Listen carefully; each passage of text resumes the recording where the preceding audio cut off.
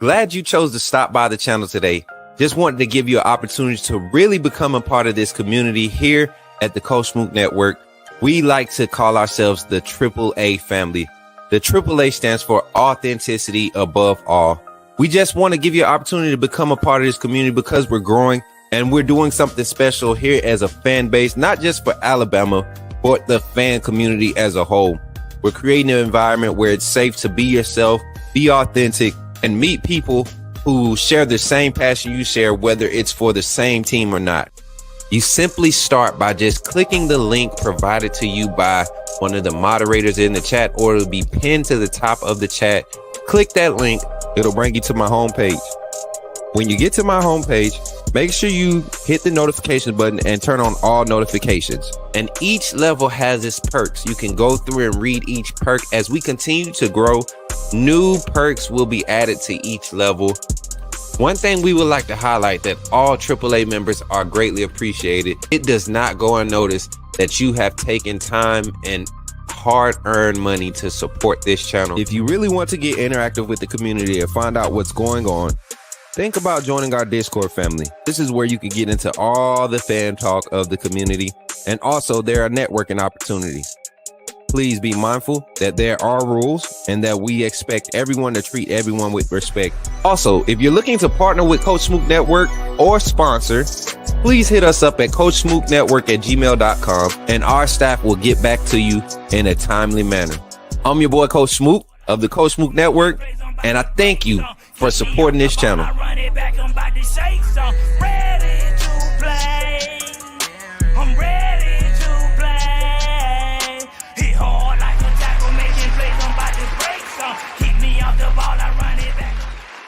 Let's go. Good morning, everybody. It's going in, baby. It's going up, baby. New member logos on deck, baby. How's everybody doing this morning? Let's go. How many of y'all came to party this morning?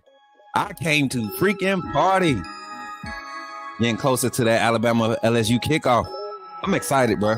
I'm excited. I don't know about y'all, but I am super excited about this kickoff this weekend. But I'm even more excited about today's show, y'all. I got my coffee this morning, y'all. I got a real good start this morning. It took me a few days to get into this rhythm, but I think the rest of the month of November is going to be a good one. The rest of the month is going to be a great month. Man, I didn't hit the stride at the beginning of the month like I thought I would, but definitely hitting the stride today, man. Definitely hitting the stride. I feel like I'm hitting the stride today. Shout out to the 2,308 subscribers on YouTube, man. 2.3K. We got 27 live on YouTube right now, 5 live on Twitter, and 1 live on Facebook. Y'all like and share the video. Make sure y'all come in and make sure you like and share the stream. Make sure if you're not a subscriber, you go ahead and subscribe, y'all. We're pulling up another page, man. We got new member badges. Let me get the right feed up. I'm gonna get a screen share feed going because I know some of y'all hit that 6-month mark. Man, somebody said 6 months. Somebody say, come on, man, can we just give it up for 6 months of Coach Smook Network having full operation as a channel, man, like full time? 6 months. You guys are amazing, man. I couldn't do it without you all. It's y'all's network. Y'all drive it. Thank you. Thank you for being who you are, man. Thank you for being who y'all are to this community, to this network. And I appreciate y'all. I couldn't do it without y'all, for real, y'all. 100%. And I ain't gonna cry today. I promise you I ain't gonna cry. Cause we got a little conversation to have. We got a special guest coming in. And y'all know, man, I would never dare call this gentleman a fairweather fan, but he incited some fairweather energy the past few weeks, and we want to get him we're giving him the opportunity because y'all know this is the AAA platform. This is the authentic platform, the authenticity above all. This is a place where people feel safe. They can get the truth out. So we're gonna talk to Stephen Smith, and then we're gonna break down LSU matchup, and also we got some we might have some recruiting buds for y'all today. So y'all tap in, man. Shout out to the 19 likes on the stream already. We got 32 in the chat on YouTube. Appreciate y'all. Let me go ahead and get this screen share set up for y'all because I feel like y'all want to turn up right here. Let me see what is going on with my They're trying to ask me to do. Okay, I did. Okay, they're asking me to do it, and it's already on there. So I don't know what's going on. But anyways, don't forget, y'all. If y'all end up getting an ad during today's stream, please don't hit skip. Don't hit skip. You're helping the channel grow. Every time you watch an ad, people are pulling up because of the algorithm, man. And appreciate y'all for turning up today in here with your super chats. Hold on, not even your super chats, your membership chats, man. A lot of y'all are celebrating 6 months right here, man. Let me go here and grab these right here. These are special moments right here. Gary came through, renew his membership. You know, he's been a member. But you got Jordan Wright, 6 months, man. 6 months he been rocking with your boy. And we're going to acknowledge these. This is a milestone, man, because the next one is a year mark. And that's going to be crazy. I mean, God be willing, we still doing live streams in 6 more months. Man, that'd be awesome. That'd be awesome. So shout out to y'all for being members for 6 months. My guy, Greg McKinney, 6 great months and kind of keep going. Smook, appreciate your support, Greg. I mean, a solid supporter, solid, consistent. I mean, just keeping it real with a brother, man. Appreciate you, Greg. Shout out to Kimberly. Kimberly been here since the jump, y'all. Kimberly been here at the highs and the lows. Kimberly, man, you know what? I think me and Kimberly go back to the TDA. She used to be in TDA chat, man. So that's crazy. And then my sis Megan, she been rocking. Man, listen. And Megan, I don't know. Megan, are you married, sis? Before I say this, are you married? Because I want to make sure I want your husband to know. I got some beautiful sisters in this community. I got some beautiful women in this community. So fellas, if y'all single out there, and if y'all looking for a Bama woman or a woman that loves football or enjoys content that you enjoy, man, you better start looking at some of these profiles. And we got a few in here, man. We got a few in here. You know what I'm saying? We got a few in here. You know what I'm saying? Young, old, we got it. Look, I ain't trying to be the love doctor this morning. We're gonna say that for February. We're gonna say love Dr. Smook for February. We're gonna say Dr. Smook for February. But 6 months going and growing, y'all. I appreciate y'all. My guy Brett Sullivan pulling up this morning, man. Zach popping the stream off with the $4.99 super chat. Thank you, Smook, for 6 great months. Man, you know it's crazy. We say 6 months, but my and Zach, I really appreciate you, guy. But this thing really kicked off last year, and like I said, no pun intended, and I want y'all to keep it not in the house, but keep it real. Like, to be real, I really started taking a chance on myself last year this time, and it was because I had admired Kyle Henderson's channel so much at that point in my career, or in my pursuit of making this a career, and I had following his story of the transition to possessing the channel, and that inspired me, man. So I started trying to do my own thing, and he found me, and we ran into each other. I called into his show, and y'all know how the story goes, but last year this time is when Coach Smook Network started to kick off. Now Coach Smook has been doing content, but last year this time, so we're really working on a year, but we're 6 months fully operational. And I'm grateful to God, man. Like, first and foremost, before I could thank anybody, I'm going to thank God first, and then, of course, you all. But 100%, Zach, appreciate the $4.99 super chat. And we're just giving everybody time to pull up, man. Y'all know, yeah, man. Y'all know it's YouTube and Facebook, and everybody got to push out their notifications. So we're gonna try to give everybody an opportunity to pull up, because we got a special guest this morning. Y'all heard me talking about it earlier. My guy Stephen Smith of Touchdown Alabama, and they were the ones that first actually like really put your boy on, literally like designated call-ins. You know, people wanted to hear the voice, and I thank God, honestly, man. And I'm not bragging. I just thank God for every step along the way that I've taken to get to this point. Even though I know this is just like literally the beginning, I'm grateful, because even Stephen Smith, man, when I first started team reporting in March of this year, he was the first one to be like, man, you're gonna freaking kill it. Like, he was so surprised to see me in house, and you all know the story behind some of those stories, but behind some of those instances. But man, I'm just grateful. I'm grateful. I've been placed in position to really grind my way through this, and I shout out to my manager, Curtis, man. He breaks it down so simple and plain for me to make me appreciate it. every chance I get on this screen, man, every chance I get out and do some type of content to produce for you all, I appreciate it, man. Appreciate y'all for being here. And shout out to Piano Man for $4.99 6 months in. Thanks, Coach Smook, for allowing wing me to be a part, allowing me to be a part. Roll Tide LSU Hate Week continues. 100% Piano Man. Appreciate y'all with the $4.99 super chats, man. Becoming the first co-sponsors on today's stream. And if you all want to become co-sponsors on today's stream, that's how you do it, is at the bottom of the screen. All green super chats, 5 gifted memberships, direct donations through Cash App, PayPal, or Venmo will acknowledge you as a co-sponsor on today's stream. And when I say green super chats, that means green super chats or better. So I think the green ones are like $4.99, and then anything higher than that, it gets you as a co-sponsor of today's stream. So let me adjust this banner, and we should have Stephen Smith pulling up here soon.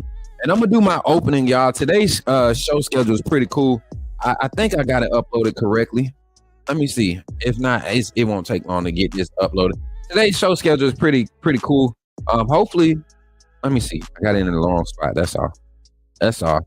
Today's schedule, we got special guest Stephen Smith, and y'all know why we bringing him on, man. You got to answer for some of the things you say. I have to answer. We all got to be accountable, right? We all got to be accountable. So I want to give my brother an opportunity to be accountable and explain some of the things that a lot of the fan base have taken his words, his voice, and ran with these things. And I think they took a lot of it out of context.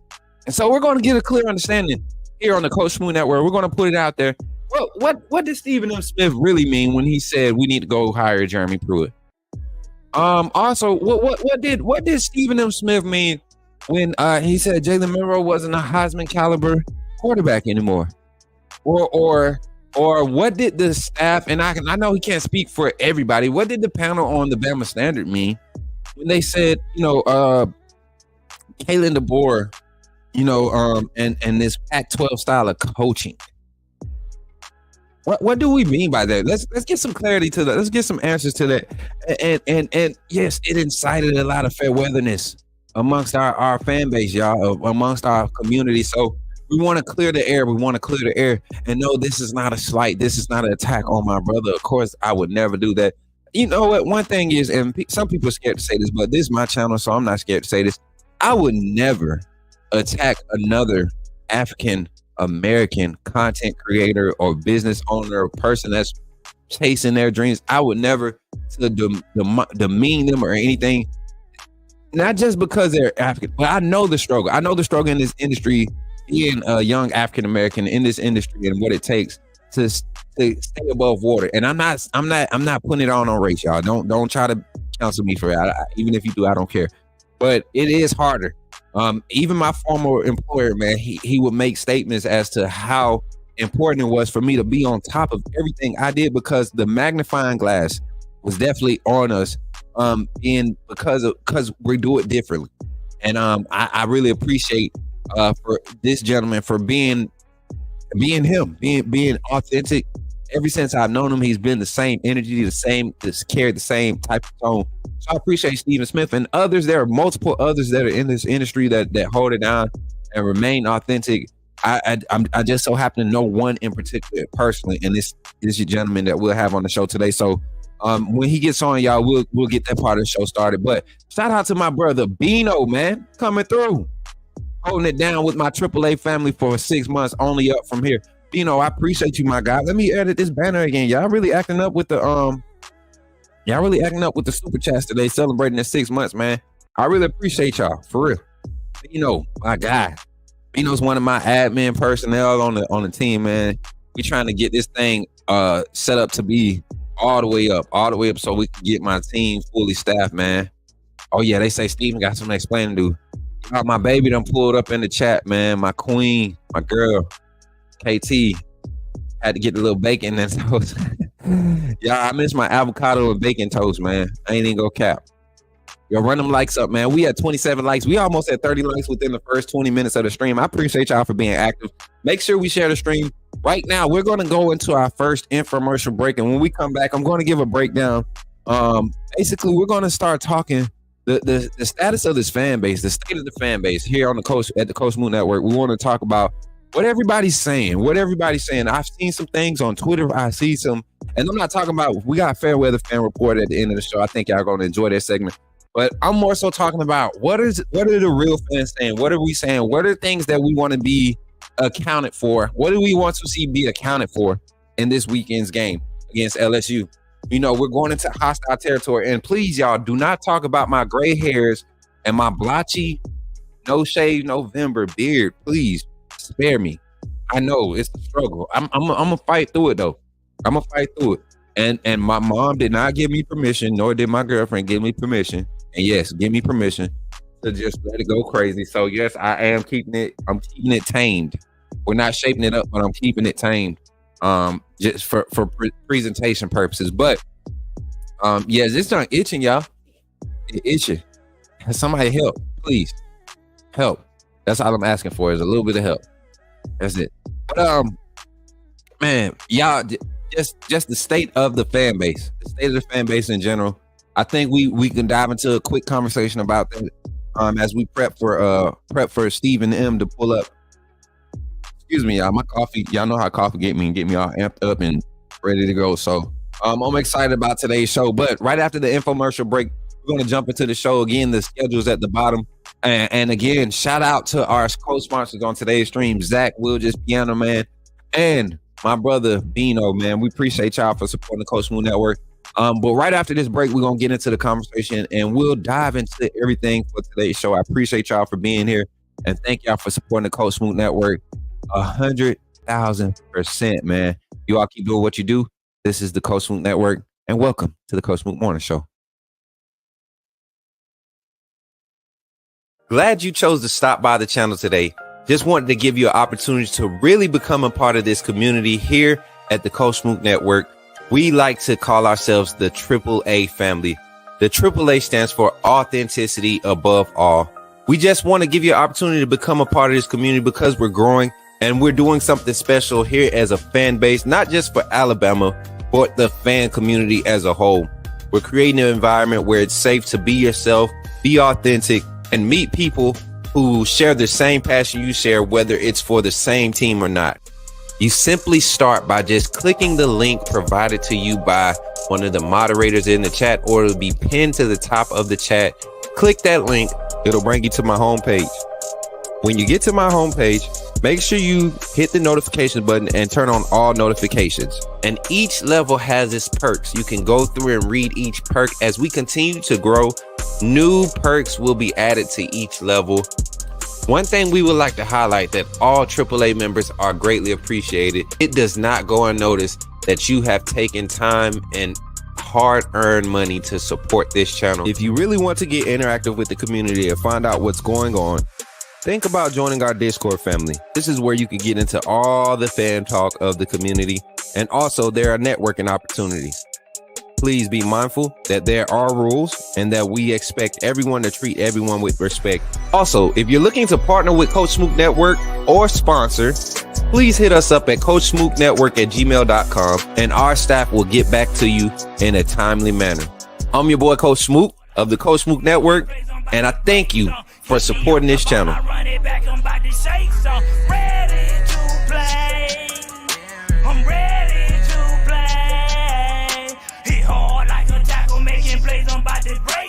Keep me off the ball, I run it back.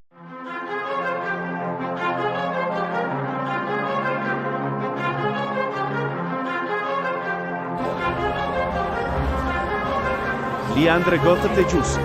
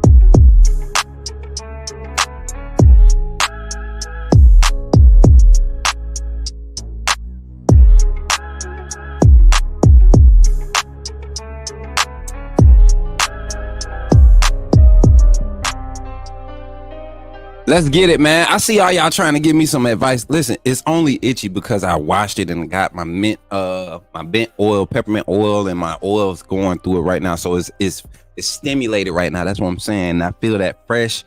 Woo! But other than that, y'all, welcome back to the show, man. Appreciate y'all for the super chats. We got another super chat popping in. JB718 with the $9.99 super chat. Not 6 months yet. You know it's coming.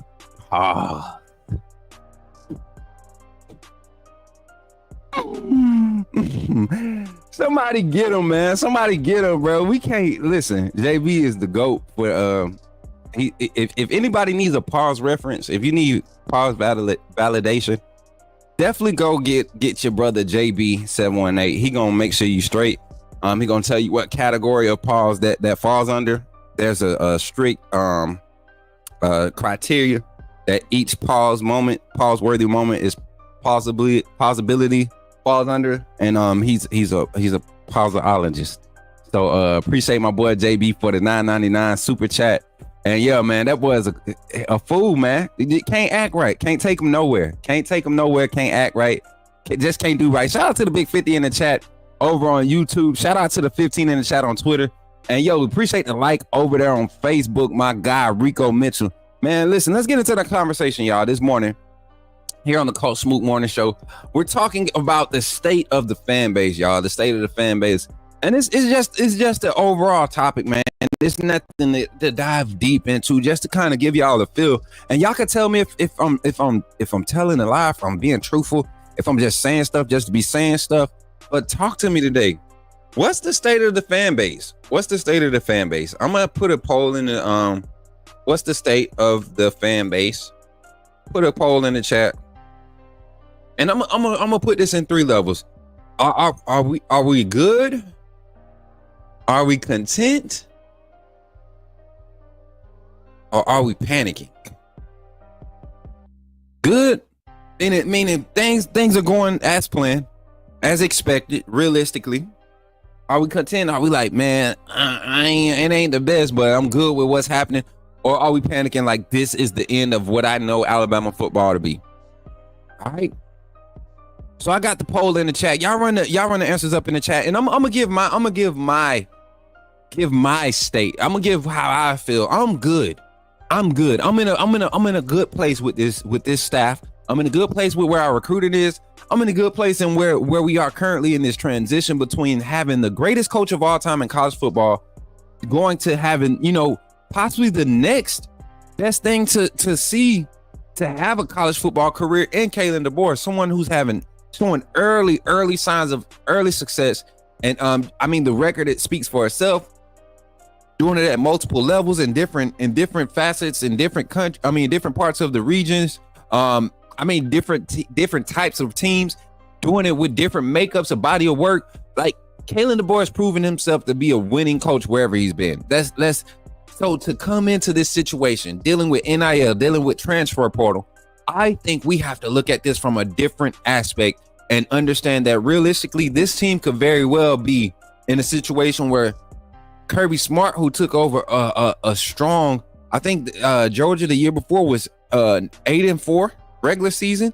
He took over that team. They go 7-6, 7-5 the first season as Georgia's as he's there as Georgia's head coach. The next year he's in the SEC championship for the next 2 years to come. Then 5 or 6 years in, he's playing for a national championship. Kalen DeBoer has done that in multiple stops. He's taken Fresno State, who was a under 500 team, and put them at 500 in a shortened year, carried them to a 10-win season, turned around and went to Washington in a Power 5 conference, goes over there, competes for the conference title the first year, only loses 3 games in 2 years time spent at the University of Washington.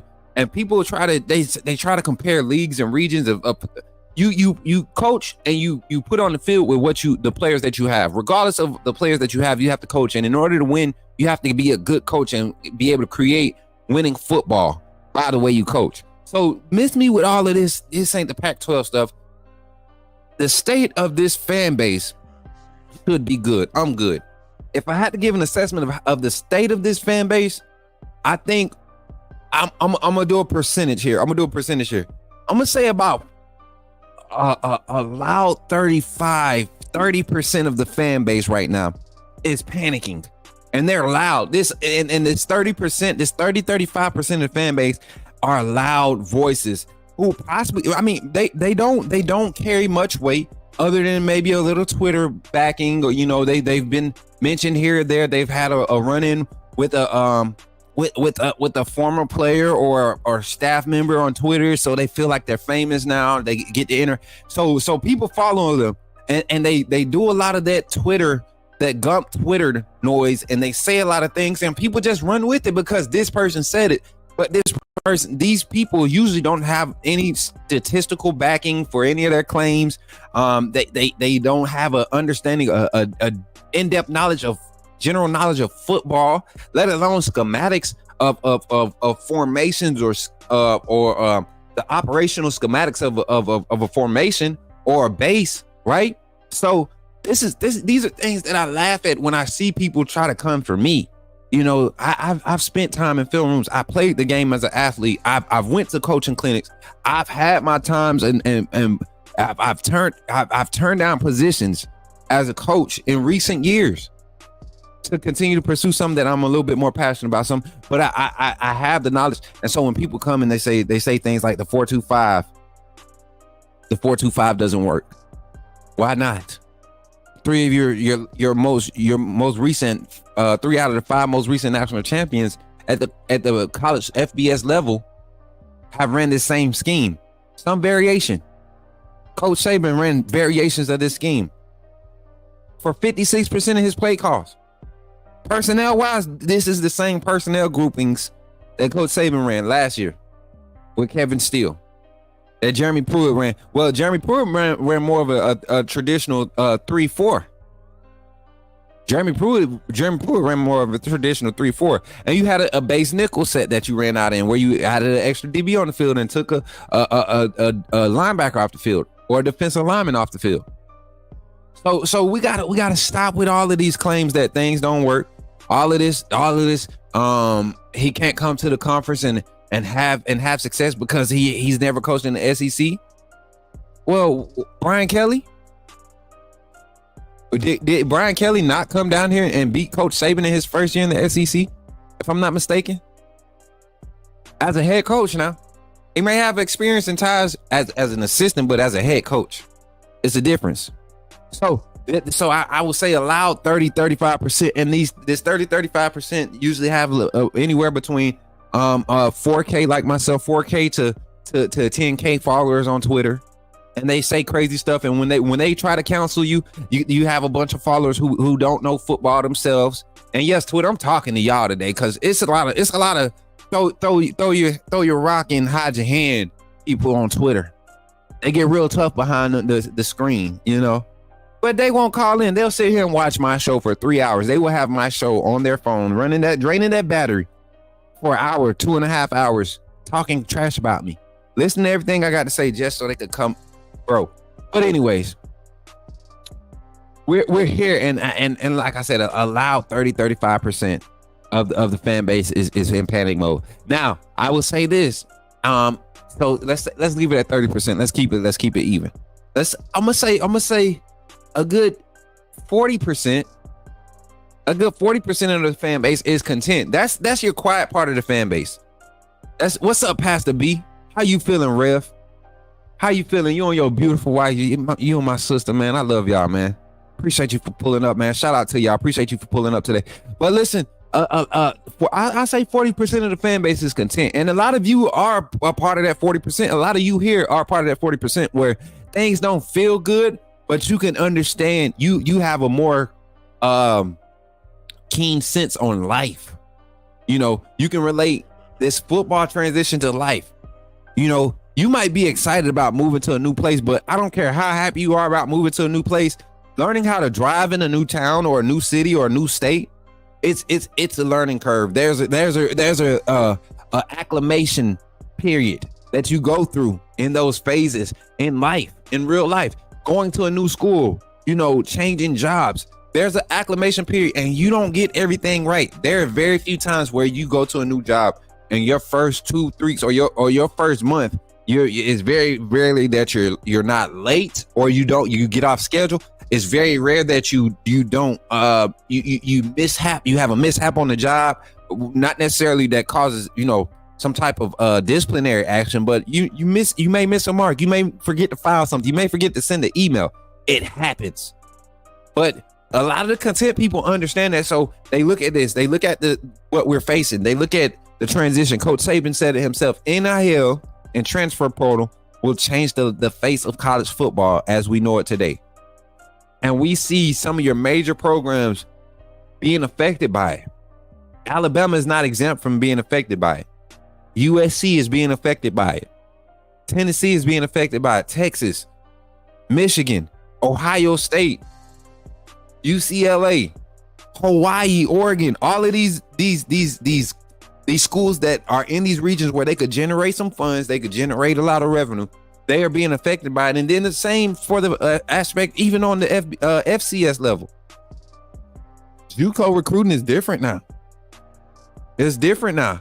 They don't necessarily get the big bang dollar NIL deals, but they have incentives that they could put forth now at different levels. So this is the ever-changing game. And so a lot of the fan base, 40% of the fan base is content. And then you have the rest of us, the 30% that are good, right? You got, yes, 12-0 would have been perfect. 12-0 would have been perfect. But realistically, 10-2, 11-1, 9-3 for this type of game, and still understanding that there are 12 spots in the playoffs that could possibly get a 3-loss team in there, right? Because there might be a situation now in some conferences where with everybody having 1 loss, you might have a 3-loss conference champ that has an automatic bid for the playoffs. Come on, man. Like that's just life. So we're good. We're good. We don't need much. You don't have to explain much to us. Now there are things that we want to see better. There are things that we acknowledge. We're not saying that everything's great. We're not saying that everything's peaches and cream. We're not saying this is the perfect start. This is what you want to see coming from a tenure of dominance. We're not saying that this is the we're trying to say what's the new standard to win, because that old standard had ran its course. It had been proven. That old standard had ran its course. 3 years had ran its course. 3 years consecutively had ran its course. Coach Saban's standard to be a national champ in college football during the NIL era was no longer the standard. If we want to talk about a standard to win a national championship in the college football era, right now, in the NIL college football era, right now, Georgia, the way that they did it is the standard. And how did they do it? They built an aggressive, strong defense. They got quality players. They developed quarterbacks. I'm not going to say they developed good quarterbacks, but they developed quarterbacks for their system. They capitalized in the portal, right?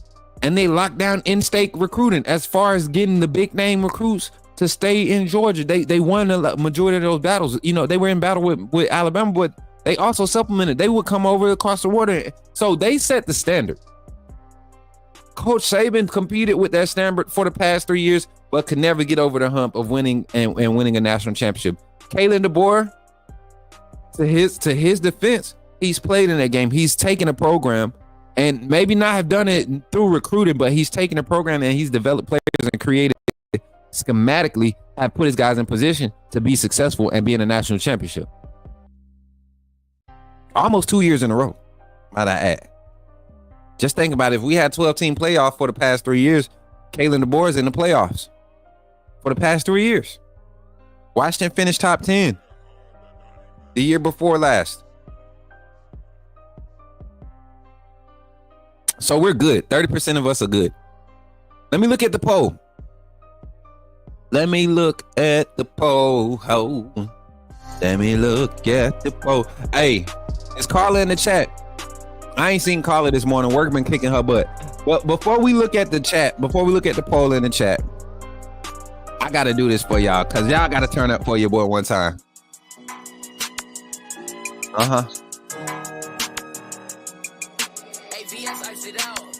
Where y'all at? Where y'all at? See, this is why y'all love the Coach Smook Network, because y'all never know what's going to happen on the show, man. We just talking about football, then we just bust out in the dance break.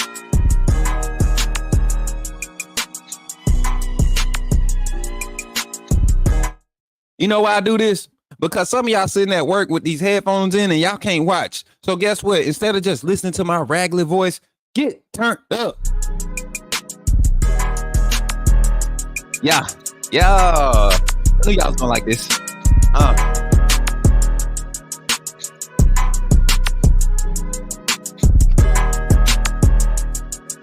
knew y'all was gonna be turned.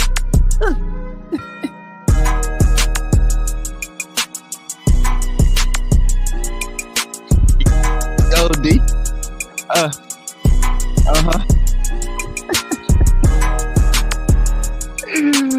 Oh man, y'all was a trip. I love y'all, man. See, I knew I could get y'all turned up, man. See, this is why y'all my family. This is why we are a community. We AAA.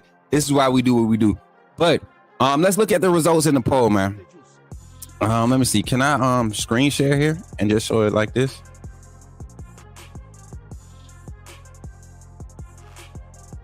Thought I could.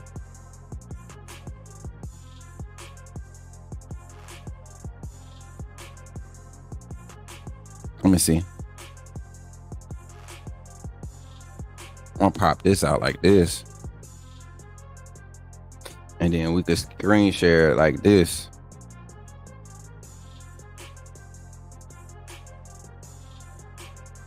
All right, so, okay, boom, there it is.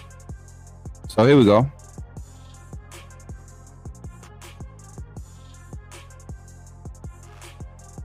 Let me see.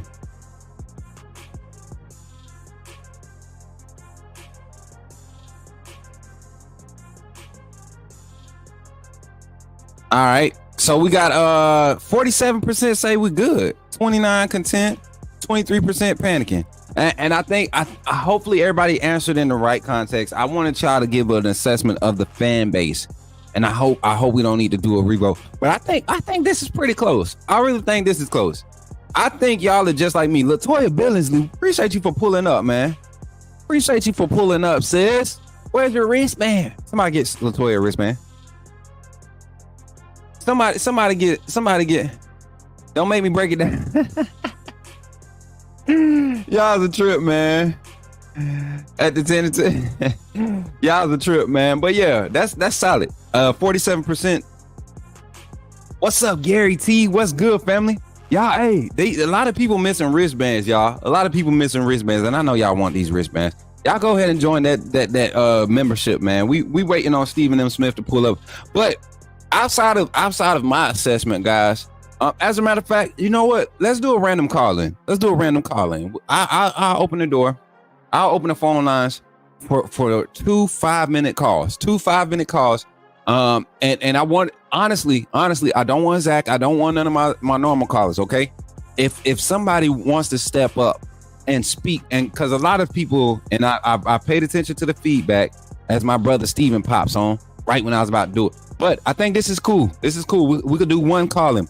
I paid attention to the feedback from our community, and I think we're in a position now where people should feel a lot more confident in sharing their opinions on the topic of football, especially on this channel. You know, I don't speak from a coaching knowledge to insult. I speak to help educate from my stance and my understanding. Not saying that everything that I do is or say is right, is the end all be all. I just speak from my perspective and what I've learned. So I love when I hear it from different perspectives. So I'm gonna open the phone lines right now, and I'm gonna give everybody about 2 minutes to call in. 334-625-1121. I want to get a fan take, and I'm gonna clip this and know that this is going to be on TikTok and part of our channel YouTube Shorts. Give me your thoughts. Give me a good voice, a good 2-minute synopsis, 3 minutes max, 5 minutes max. I'm sorry, 5 minutes max of your thoughts on the state of the Alabama fan base sitting here at 6-2 on the regular season. At this point of the transition, at this point of the post Saban era, man, I'm telling you, I honestly think I'm good. I think we're good. I like the poll results. 40% saying we're good. I think we're good. I think like you are 30%, close to 30% of the fan base, and it's a loud 30%. Like they're crying every week about something that's not like Saban. even had a fan tell me that he lived through the Don Shula's era. Well, then shut the up. Like, for real? You lived through Shula and you complaining, you on Twitter crying? Man, I can't wait to get to that. But phone lines open 334-625-1121. I'm gonna give about 45 more seconds for somebody calling. And Zach, if you want to call in, I know I said you can't call in. If you want to call in and give your thoughts, man, it's open. Whoever wants to call in, we got about 40 seconds before we transition to the next part of this. I just want to see if I can get a clip of a fan take, man, in my DMX voice. Let's take it outside. Bear Bryant transition. Listen, that's what I'm saying, Piano Man. A lot of people they won't listen to that part. But we got a phone call on the line. Y'all know who it is. Call from Zach Willie. To accept, press 1. Yo, Zach, what's up, man? You in the game. Come on, man. Give me some thoughts, bro. Give me some thoughts. What's your thoughts on the state of the Alabama nation right now, the fan base itself? Take it away, man. You got 3 minutes. Go ahead. Yes. Outside of our group, they're panicking because they think a first year head coach in the SEC can't do it. And it's been proven with Brian Kelly. It's been proven with Nick Saban when he went to LSU. I mean, yes, I get it. We lost to Vandy. We shouldn't have lost to Vandy. But Tennessee is a decent team. We have a shot at winning that game. It's just our offense didn't play well in that game. Mm-hmm. So we could be undefeated right now if we lived up to the standard. And we're in a transition year, so we really don't know what the standard's going to be under Coach DeBoer. So everybody's in panic mode because they're so used to what the standard was with Nick Saban, but that standard is gone now because of NIL and pay for play and all that. So I think we're gonna be okay. We're in a great position. There's a lot of teams out there that would love to be 6-2 with right now going in to their 9th game under this head coach. 100%, Zach. 100%, man. 30 seconds, bro. But yeah, but to the Bama fans, don't panic. Everything's gonna be okay. Everything's gonna work itself out. Could we lose another game? Yeah, but it's okay. Just remember, we're in a transition year. Next year, we'll have a better idea of where our program is heading under Coach DeBoer. 100%. And that's all I have to say. Road Tide, my AAA family. Road Tide to the Bama fan base. Love you guys.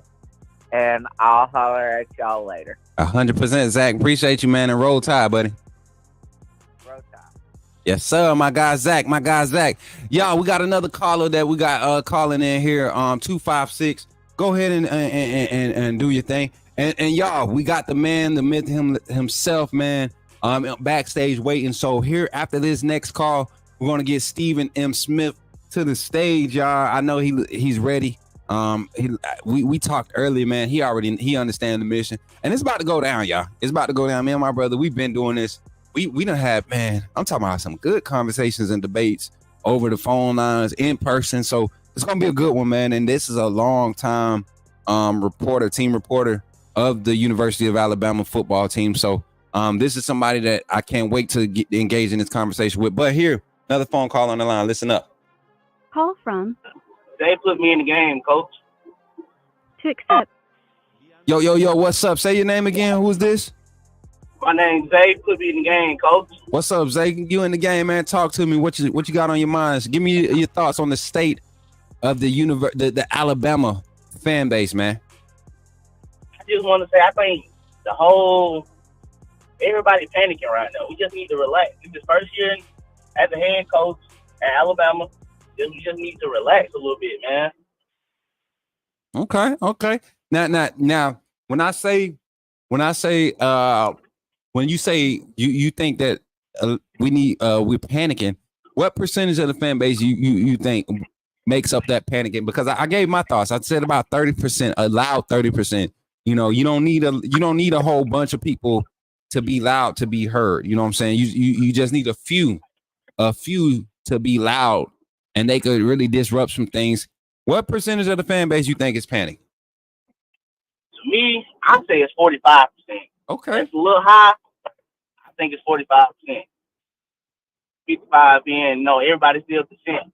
But 45, I feel like a lot of people are panicking right now. You can't panic in a time like this.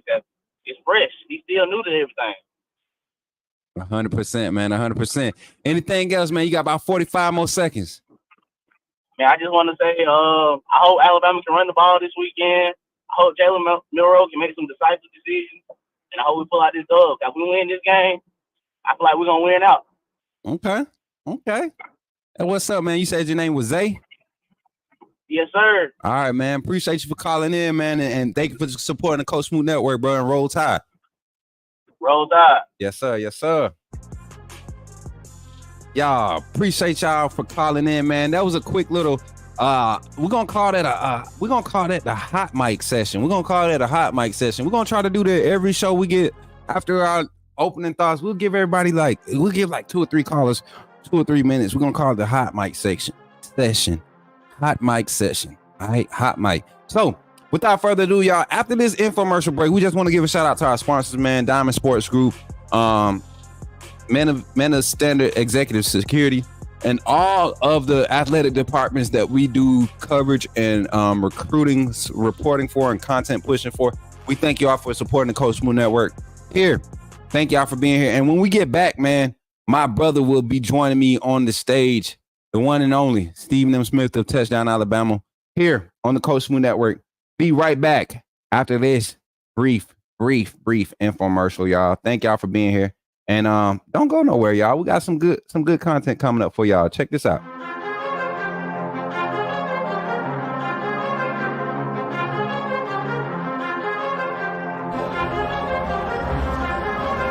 Leandre Gotte Giusto.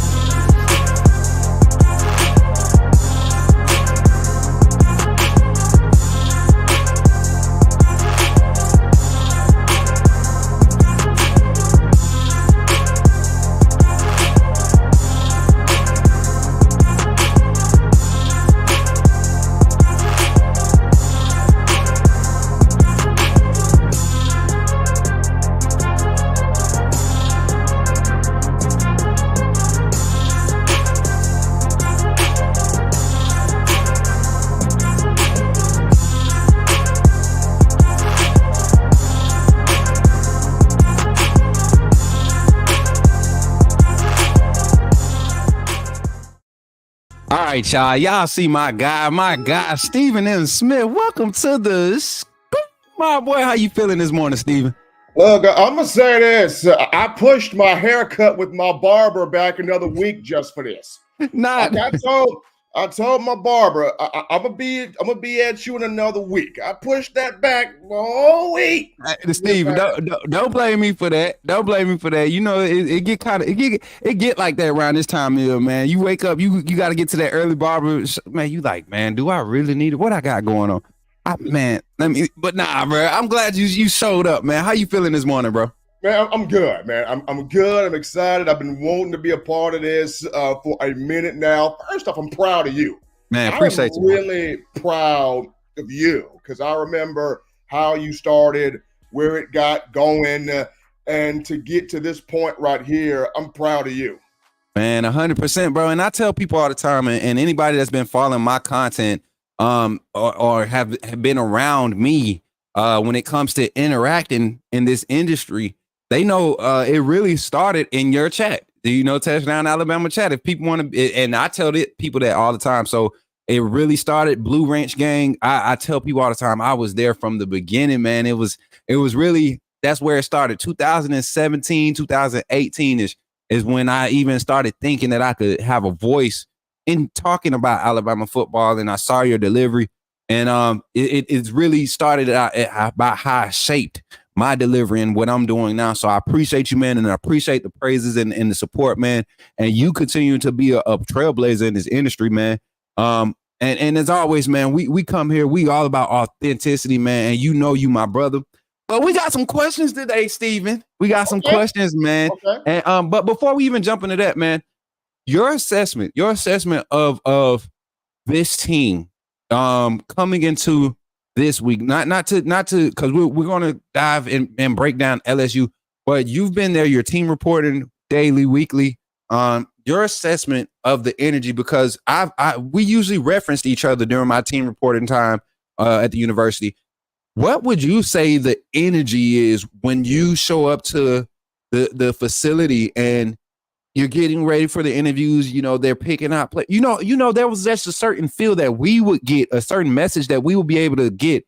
And let me get your perspective, because I know if you can tell me, I can really get a real feel. So what's your thoughts, man, coming into this week?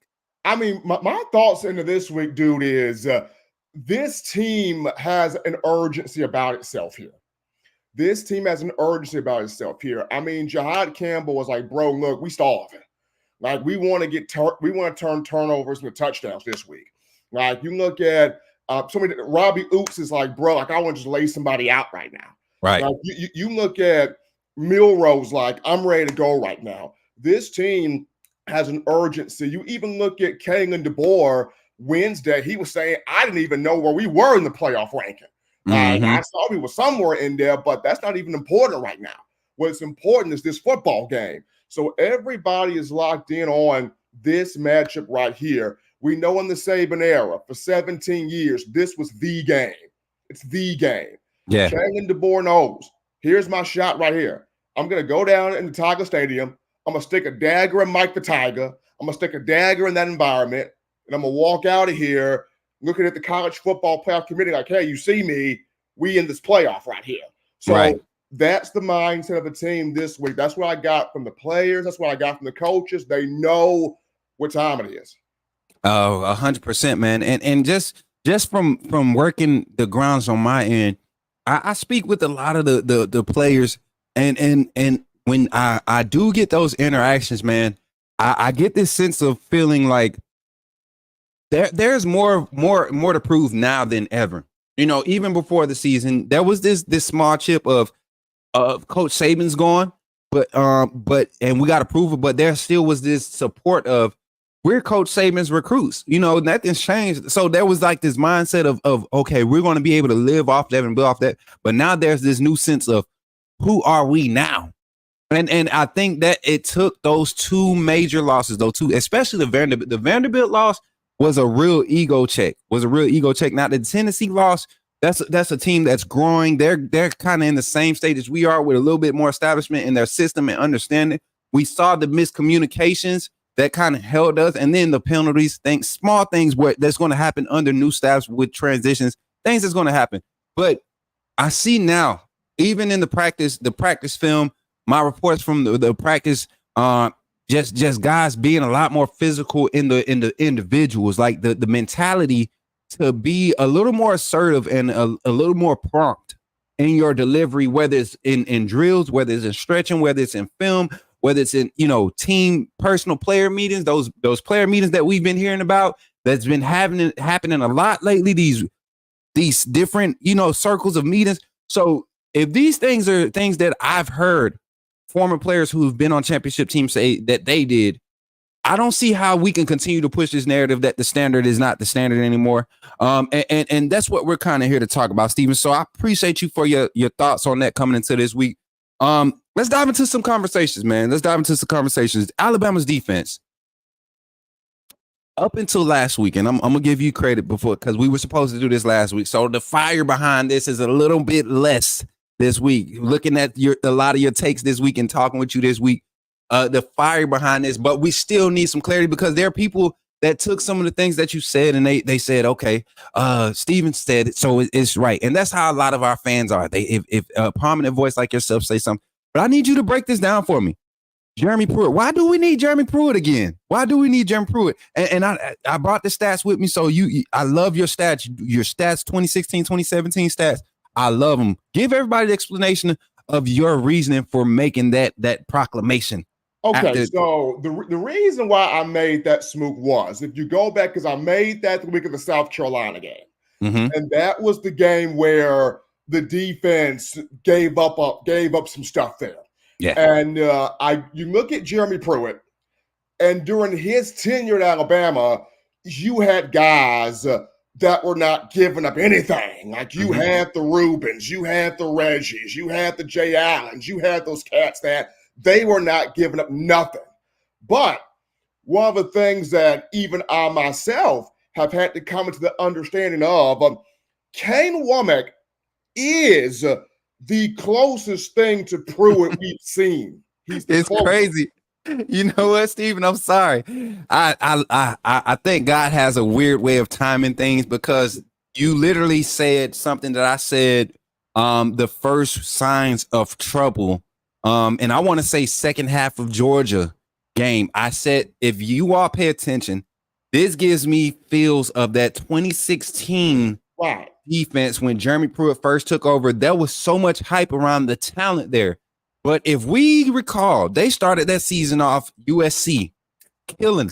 You get what I'm saying? I think they dropped him. But then week 3 against Ole Miss, I want everybody to be reminded. Ole Miss will put up 43 against Jeremy Pruitt and that record-breaking non-offensive touchdown defense. They didn't get a sack that game. I want to say, was it Bo Wallace was the quarterback that year? That was Chad Kelly. Chad Kelly. So, I mean, everybody look, not an elite quarterback. This isn't a first-round Heisman. These are things that just happen when you have a transition. You're talking about language, terminology. All these things were being reacquainted and reacclimated to Jeremy Pruitt. So we got to consider that. Go ahead, Stephen. I just think it's crazy that that's how you let it off. Yeah. So that game against South Carolina, right? And so I'm watching this from upstairs. I'm watching this from the box right here. Yeah. And there was some busted coverages that were happening. There was some things that were being given up on the field. So for me, it all goes back to winning cures all. That's the main thing. When you win, people, and even I myself, I'm guilty of it. People forget the transition you had to make when you start winning. People forget that. Even with, Coach Saban, as dominant as he was for the better of 17 years, Saban's first year was a struggle. But even I myself forget, because he won. He won so much. And when you win, you don't necessarily talk about what happened prior to you winning. It's just like you at that family reunion. And at that family reunion, that one auntie that wasn't making the chicken salad right or the potato salad right, the first 5 family reunions, auntie got that recipe right. This family reunion, you kind of like, okay, this hitting right here. Hey, this might be it right here. This auntie. This put some stop in this. This might be it right here. So then you give auntie that grace, because auntie then finally recognized how to make this thing. So you give auntie that grace. So once Saban starts winning, we start looking at, okay, Saban's winning now. We can put 2007 at the back of our heads, but that still happened. So in sense of this, even for me, when I got home and I watched even more of that South Carolina game after the fact, I go, okay, there were some good things here that Kane Womack did.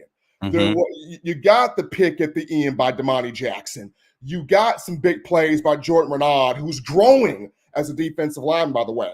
You've had some other plays from guys that are made up front. And then from that game, you see Coach Kane go against Tennessee, and that defense really played well. You're talking about takeaways. You're talking about having Nico Iamaleava uncomfortable. Dylan Sampson, I think, had only 35 yards rushing in the first half of that game. That defense showed up against Tennessee. The offense struggled. And then against Missouri, you get a shutout. Yes, people say, well, that Missouri team was banged up. That Missouri team's overrated. But you still got to play who you got to play. You still have to play who's on your schedule. And you still beat Missouri.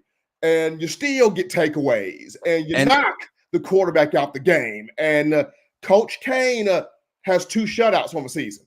And that's the thing, Steven. I think people, the same thing you give Indiana credit for right now with their weak strength of schedule when it comes to their rankings, and the playoff committee's giving them credit for, and national media is giving them credit for beating teams that they're better than, right? They're on paper, they're better than these teams. That's what the records, their strength of schedule says this. Their strength of schedule, they have a losing strength of schedule. Their opponents have a losing combined record, Indiana right now. But they're getting credit because they're actually beating these teams by 14 plus points a game. They're averaging, I think they're averaging margin of victory right now is 17.5 points. So they're handling business. They're not just squeaking by. So my thing is, if Kane Womack's defense wasn't good, or if this 4-2-5, and we'll talk about that, if this 4-2-5 scheme wasn't effective or wasn't going to work in the SEC, why is this defense pitching yet another shutout? You have one out of conference shutout. I don't care that it's against Western Kentucky. They're a team that's averaging 31 points a game right now, and outside of the game against us. So you look at Western Kentucky, you look at Missouri. They weren't the most explosive, but regardless of who they had available, you kept them off the board. And it was so important, the mentality, not just what you did, but the mentality behind it. You put your starters wanted to prove that this meant more to them than it did to, it doesn't matter about the win. It's how we win. And they got in on that fourth and goal, that goal line stance, and it showed you that the mentality is there. Now everything is starting to fall in line. You got 7-8 games into this season before people started panicking. And I wanted people to hear you say what was really behind it, because if you look at it last year, let's be honest, you had 2 of the greatest minds in defense, of college football defense, on one staff, in Coach Saban and Kevin Steele. And I had never seen so many wide open players in the middle of the field. And I'm not talking about extension of plays. I'm talking about just on snap, in rhythm, timing plays where players were streaking down the middle of the field. I have only seen that maybe 3 or 4 times this season. And most of those are extended plays where quarterbacks are scrambling out the pocket. Players have missed tackles. They've been in position to make plays behind the line of scrimmage, but they missed tackles. So you can't blame scheme. You can't blame that on the coaching. That's players. You got to get the right players out there. Steven, I got a question for you, because I've heard you reference this before. And we came into the season leading on our veterans, carrying that standard over from Coach Saban, right? We put the media. Let's be accountable as media. We put it on our veterans, the pre-Saban personnel, the players that stuck through it and didn't transfer. We put it on them to maintain the standard, to keep the standard. Would I be wrong, Steven? And I want your thoughts on this. Would I be wrong to say that Coach Saban's standard isn't the national championship standard for the NIL period? If yes, why? If no, why? Okay, so it would not be because of this, right? So the Coach Saban standard was geared to the players that said, "I'm 3 and done," right? I'm going to play in college 3 years. I'm off to the NFL. Mm-hmm. The Coach Saban standard was for the players where you were not getting paid at that time unless it was just some under the table money. Right. Aside from it being legalized, the Saban standard was, I'm getting those kids that all their mindset is, I got to get to the NFL to buy mama a house. I got to get to the NFL to buy grandma something. I got to get to the league. That was the Saban mentality. Yep. And so it worked for that. But for the DeBoer mentality, for this era where we're in now in college football, there's way more power to the players than what it was then. There's way more incentive to the player than what it was then. So now it's how do I balance being a coach that can hold my players accountable while at the same time understand the era of football that I'm in now. Mm-hmm. And Saban was not equipped for that. We saw it because at the end, it started to sort of guide him out the door because he wasn't necessarily equipped for that. Right. Here is something that Kane and DeBoer is equipped for. Now, of course, at Alabama, it's going to be a transition for anybody coming from the Pacific Northwest to the SEC. It's going to be different for everybody. But for DeBoer, I think he's finding that balance of, okay, I understand I'm an even keel dude, but I know to reach a lot of some of these guys, I got to be a little bit tougher. So I'm learning that balance. And then on top of learning that balance, I understand that there's name, image, likeness. These athletes, they're going to have podcasts. They're going to have shows. They're going to have endorsement deals. They're going to have A, B, C, D, and the third. So I got to make sure that I'm balancing this art properly. And I think DeBoer is the coach that can balance this, because this is a new college football where you got to balance NIL, you got to balance transfer portal, you got to balance roster, along with balancing being great as a coach.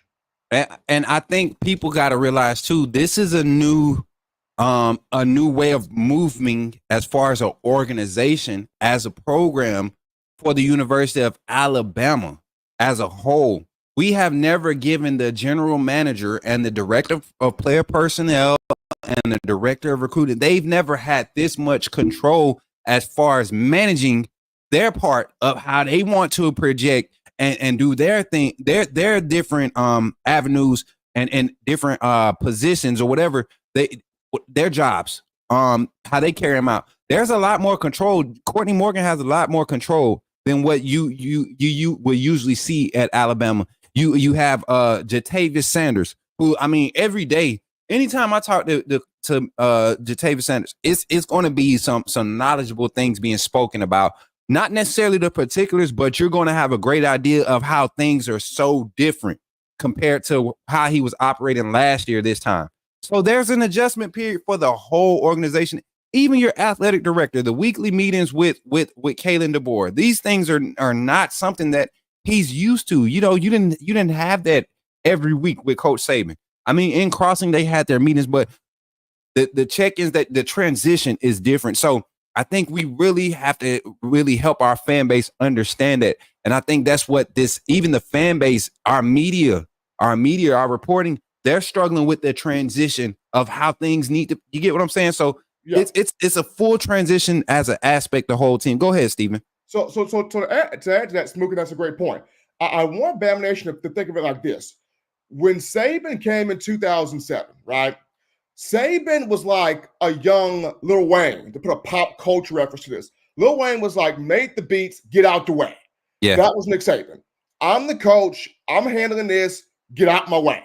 And, Saban, he may have spoken to you a few times, but you knew Saban's running this. I don't need much detail from you, right? I'm running this. Where Coach DeBoer is concerned, he's asking for everybody's help. He's coming to Greg Byrne. Greg Byrne, help me. He's coming to everybody in that staff. Help me. He's coming to the nutrition staff. Help me. He's coming to Jeff Allen. Help me. He's coming to Dr. Ginger and the mental health staff of the team. Help me. He's coming to everybody, right? Right. You're seeing so many people that did not feel like they had their hands all in with Nick Saban. They got their hands all in with Kalen DeBoer. And it's new. It's new. Even with the media, with Coach Saban, I didn't have this kind of access. The only access I had with Coach Saban was Monday and maybe a Wednesday. That's it. With Coach DeBoer, I'm getting DeBoer, Kane Womack, and Nick Sheridan on Mondays. Remember, Coach Saban never let his assistant coaches speak.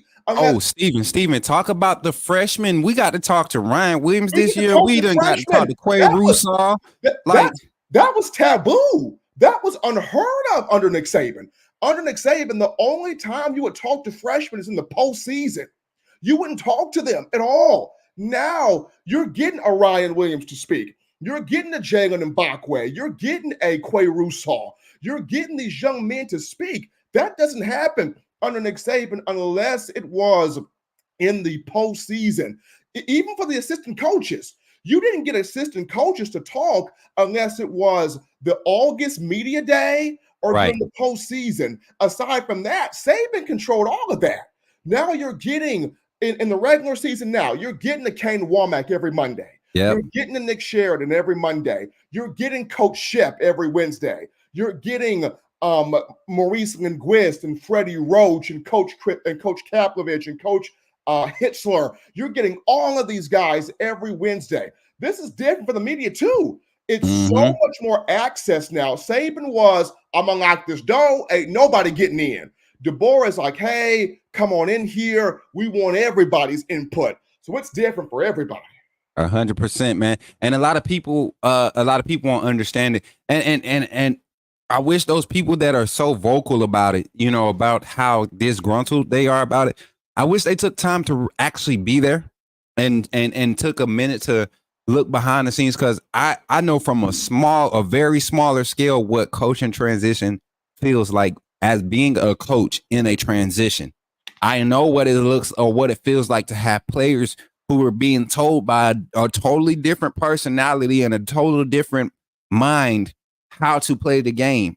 And maybe they, in my situation, these players weren't experiencing great success, but they were comfortable with what they were being taught. A lot of them, that was their first experience in football. You know, 10th and 11th grade year in varsity football was that first year was the coach before me.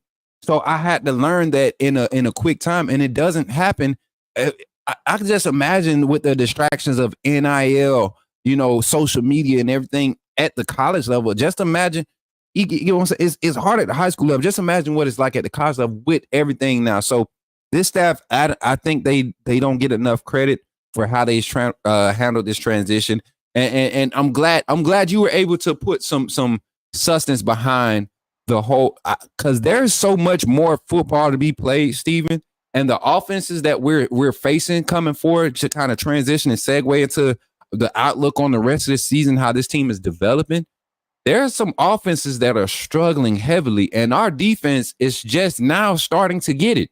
So do you want a team that shows you everything in the first 4 weeks and you have to ride that peak for the next 12, 14 weeks? Or do you want to have a team that figures out where the weaknesses are in the first 6 weeks? You come out of that first 6 weeks 5-1. You end up in your first 9 weeks, you're 7-2. You're in position against teams who are hurt, struggling, whatever. You're in position to get better as teams are getting hurt and getting worse. I think this team, defensively, offensively, is in the perfect position to start hitting those points. I mean, hitting those spots of the season where you just start seeing players with reps get better. And last point, a lot of players that have been playing reps for this team, for Alabama, are just now hitting the 100 live game reps mark. Look at the snap counts for a lot of players on our team. A lot of your DBs didn't hit the 100 snap mark until game 6. Under Coach Saban, guess how long it would take for guess how many games it was before Kool-Aid McKinstry had 100 snaps. 3 games into the season, my boy had 100. 2 games into the season, because the Texas game, he had 57 snaps before he went out for 6 plays. So we're not going to talk about what's not working and what's working. Let this thing play out as a voice for part of the Bama fan base. I say this is exactly where we need to be.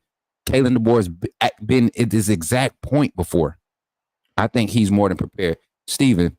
I think, and I'll wrap up with this. I got to give Coach Womack enough credit here in this regard here. Jalen Mbakwe, people keep in mind, the last time he was truly a cornerback, 10th grade at Clay Chalkville High School. 15 years old. That was the last time he was strictly a corner. Clay Chalkville High School. Clay Chalkville had this kid playing wide receiver, quarterback, everything. So for the first time since high school, Mbakwe is back as just a corner, learning that position again. He got his first career pick against Tennessee. Think about the growth that young man has made under Kane Womack. Then you look at the growth that Xavier Brown has made, the growth that Devontae Smith has made. Look, Devontae Smith had injuries under Nick Saban. He never really has gotten the chance to play. Now he's finally playing, and the growth that he's making. You look at, and I hate the fact that Keon Sabb got hurt, want him to have the strongest recovery that he can have, but Brayson Hubbard, Bray Hubbard didn't play much last year, but he knew the system. Now you look at the trust that Kane Womack has in Bray. Look how that's got Malachi Moore playing with more freedom and more confidence. This secondary starting to find itself at the right time. And then I got to give some credit here also to Freddie Roach. Yes. The development of Jordan Renaud right now. You look at the growth and development of James Smith right now. You look at the development and growth of Edric Hill right now. And these are young guys that next season, next spring, look at how dynamic they're going to be. But look at how dynamic they're going to be for the remainder of this season. And I know people are talking about, but what about Keon Keeley? What about Keon Keeley? Folks, Keeley is getting himself ready to be a contribution. Here is why. Keeley was in a whole different position last year under Coach Saban. He was brought in as an outside linebacker. You're going from a 3-4 nickel alignment outside linebacker to a 4-2-5 bandit field side defensive end. That's two different positions. So now you have to add on more weight, which he did. He's now 277, but you have to learn a whole completely different assignment. You have to go from a Nick Saban way of coaching you to a Kane Womack way of coaching you, which that's a completely different ordeal for Keon Keeley. Mm-hmm. And that was a learning period and adjustment period for him. But to his credit, he didn't get frustrated about it. He stayed disciplined what he was supposed to do. And now Keeley is at a point where he's ready to contribute now. And you know what? I think we have to stop allowing the message board, my cousin works on the sidelines, people have so much voice. And Stephen, you know, I love stirring the pot. I don't mind speaking my mind. I'm learning how to do it in a more not accepted, but more deliverable and I guess tactful manner. But there's a lot that needs to be said in exposing what this new era of Alabama coverage and football is. And the more the quicker that people accept it, the better of an understanding. And I'm not saying you have to accept it, but when you understand things, why things happen, when you understand why people are doing things, you don't have to accept it, but you can have a space for, okay, that's what it is. I can accept that. I can see where that is, and I can choose whether to support that or not, publicly, in private, however you choose to do it. But you have to give yourself a chance to have understanding. Steven, let's talk about this weekend, man. Let's really dive into Alabama LSU. We got about 5 more minutes here. I got you about 5 more minutes, bro. So just real quick, injury report. You see the injury report, man. I could pull it up on screen here in a second. But we're only missing, like you said, Sab and Cole Adams, who I think Sab is going to be down for another 2 weeks, is what I'm hearing. Before they even, looking at to try to get him back on the field. And honestly, I'm gonna be honest. I've been hearing some talks, man, from some GMs, and Sab doesn't need another year. A lot of people are really high on him. He came into this season as a high second round draft pick, and just furthermore solidified itself with his play this season. A strong postseason, with the possibility of postseason being in the air, a strong postseason return or a strong finish, he can possibly go early second round, late first round. And I'm talking about the Cardinals, the Chargers. I mean, both of these teams are looking for range safeties, and he's shown that he can be that. So, injury report with Sab, Cole Adams for us. But big names over on the LSU side, both their starting running back and the backup running back are out. And then you have a big name for them, Harold Perkins, somebody we know is the Miro stopper. If you want to put one guy to spot Miro in space and trust him to do it and still be able to cover running back or run fit, Harold Perkins is that dude. You want to put a guy on the edge that can't be stopped. Will Anderson in compact form, Harold Perkins is him. So your thoughts, man, going into this week. Just give me an overall view, starting with the defense, man. How do you think we match up offense? And then we'll do our score prediction and MVPs. I like the defense, Smoke, going into this game. And the reason why is, as talented as Garrett Nussmeier is, and this is one of the best, if not the best quarterback in the Southeastern Conference right now, he's not a dual threat quarterback. He's not a mobile guy. He's a stand in the pocket quarterback. Mm-hmm. This is the ideal game for Quay Russaw, for Q Robinson, for Tim Keenan, those guys, not just to collapse the pocket from the inside, but have those edge rushers as well. LSU does not trust its run game. Brian Kelly wants to put the ball in Nussmeier's hand and go, young man, go torch the secondary, right? Yeah, yep. So this is a big game for that wolf position. That wolf position under Christian Robinson as its coach, this is a game for that spot. Quay Russo said earlier this week, I'm not on a pitch count. I'm not hurt. I'm ready to cut this thing loose. Here is Quay Russo's game right here. Here's Q Robinson, who's had a very strong season. Here's his game right here.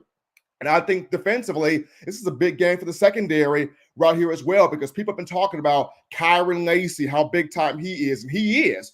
Aaron Anderson, former Alabama receiver, who talked about where Alabama stunted my swag, stunted my growth at the wide receiver position. So big game here for Alabama's defense. Offensively, we all know this. Milroe's the X factor. This team goes as Milroe goes. This team goes as the offensive line goes.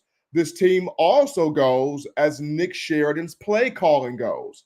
How creative but balanced can Sheridan be in this play calling as well?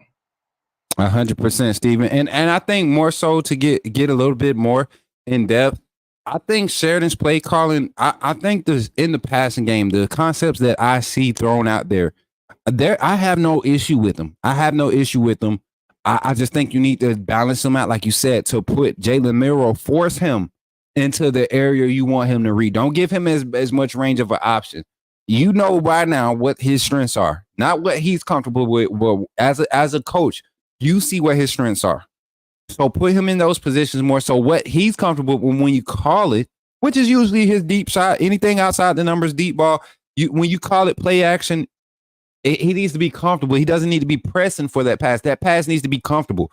So how you design that, I think you see Sheridan grow from that as you continue to see Kalen DeBoer step in. That's huge change last week. Is confirmed. There's no speculation from my end. There is confirmation. He 4 stints in the game where he took over play calling. And you're talking about offensive snaps where we only had 60, I think it was 64 snaps offensively, where Kalen DeBoer called 17 plays. So you're not demeaning this OC, this young OC. You're helping him along, because it's not like he's taking over the drive. It's boom, boom. This is the momentum we got. Now, what you going with? And that's what I loved about how they're starting to mesh as a staff. And not just DeBoer taking over, but you also saw against Missouri on the sideline, Coach Shep has had a hand in. Very vocal. And he's had a hand in this play. Coach Shep, people forget, Coach Shep at Purdue was a passing game coordinator. Even now. And offense at Purdue. So this is something that Shep is not a stranger to. He was on the sideline. He's got the clipboard in his hand, talking to wide receivers, calling offense, looking at Kendrick Law. Great block there, young man. Looking at Ryan Williams, What do you see? How can we get you the ball in more comfortable situations? So Coach Shep has a hand in this also. 100%, man. And I think that's where we can go. I think I can go on all day about how this staff, once they get, this is a staff that defensively, none of them have called plays together before, right? None of them. Nobody on that side of the ball has had an extensive play calling working relationship together. Same with the offense. You have Coach Kalen DeBoer and Coach Sheridan, and that's it. And Jamarcus Shepard. Those three right there have the most continuity as far as play calling style. But you got to incorporate Coach Cap now. You got Coach Gillespie, your running back coach. That's going to give you, like, basically, okay, this is where my holes and fits are looking like that. I can get you the most production here. And that has to coincide with Coach Cat feels is his offensive line strength right now, what the momentum he's evaluating.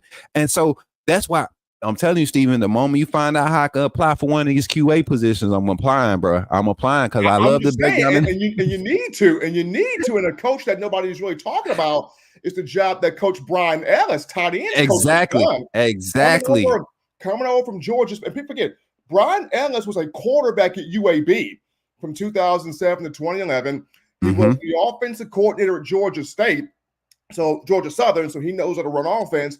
But what he has done with this tight end room, CJ Dupree is getting volume catches this year. Josh Quaid has pitched in. Robbie Oots has taken just a massive step forward, not just as a blocker, though he does that tremendously well and will be a fullback at the next level. You already got Jim Nagy of the Reese's Senior Bowl talking about that. But Robbie Oates has also stepped up to catch the ball a bit more as well. So that tight end position is becoming into its own, and a guy that to look for in the years to come. Jay Lindsey, that young man's growing. He's growing. Ty Lockwood's growing. Those are two young tight ends for the future that those two are going to be nice. 100%, man. And I love the energy around it. And just staff wise, I think this is the game where they get to prove their worth. This is to sum it all up. This is a game with the staff. I'm not too much worried about the players this game. I think they will have their test. They've shown amazing resiliency, wins and losses. They're no quit attitude. To really, at moments, I've seen some negative things that you don't want to see from a championship caliber team. But in the same moment, you see 2 or 3 plays later, they fix those things. The maturity is there. So you mix all these things together. It's only a matter of time before they start to click and mesh. Final thoughts, man. Offensive MVP. I think you gave me your MVPs, did you? I did not. Okay. Offensive MVP, defensive MVP, and your score prediction. So this is for the LSU game, right? Mm-hmm. Okay. Offensive MVP, I got to go Milroe. This is on him. He's got to have it. He's got to have it. So my offensive MVP is Milroe. My defensive MVP is Quay Russaw. Quay is going to have a game where he is in Garrett Nussmeier's face all game long. He's going to have a game where you're going to look at that box score at the end, and you're going to look at that and go, Russaw had this many sacks? Mm-hmm. This guy had this many quarterback hurries? Yeah, Russaw is going to be in Nussmeier's face. Right, 100%. Final score. Okay, so my final score in this one, it's gonna be interesting, man. It's gonna be interesting. But I'm gonna go 28-17. Ooh. It's gonna be interesting, but I'm gonna go 28-17. Bama pulls away in that second half. DeBoer walks off the field and goes, we in this playoff. Right.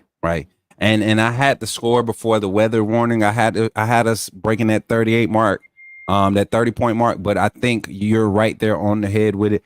I just don't honestly believe that if the weather is a factor, I don't think LSU can lean on their run game as much as us. So for that reason, I had to score 28-10. With the weather being a factor, I trust our defense and our run game, our offensive line 10 times more. We're a little bit healthier than they are.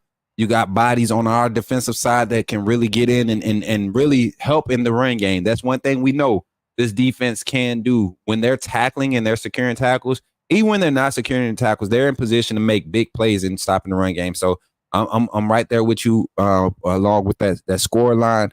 And MVPs, I initially was going to say the running back room, the whole room as a collective. But if I have to pick a player, I think the MVP of this game is going to have to be the Parker Brailsford.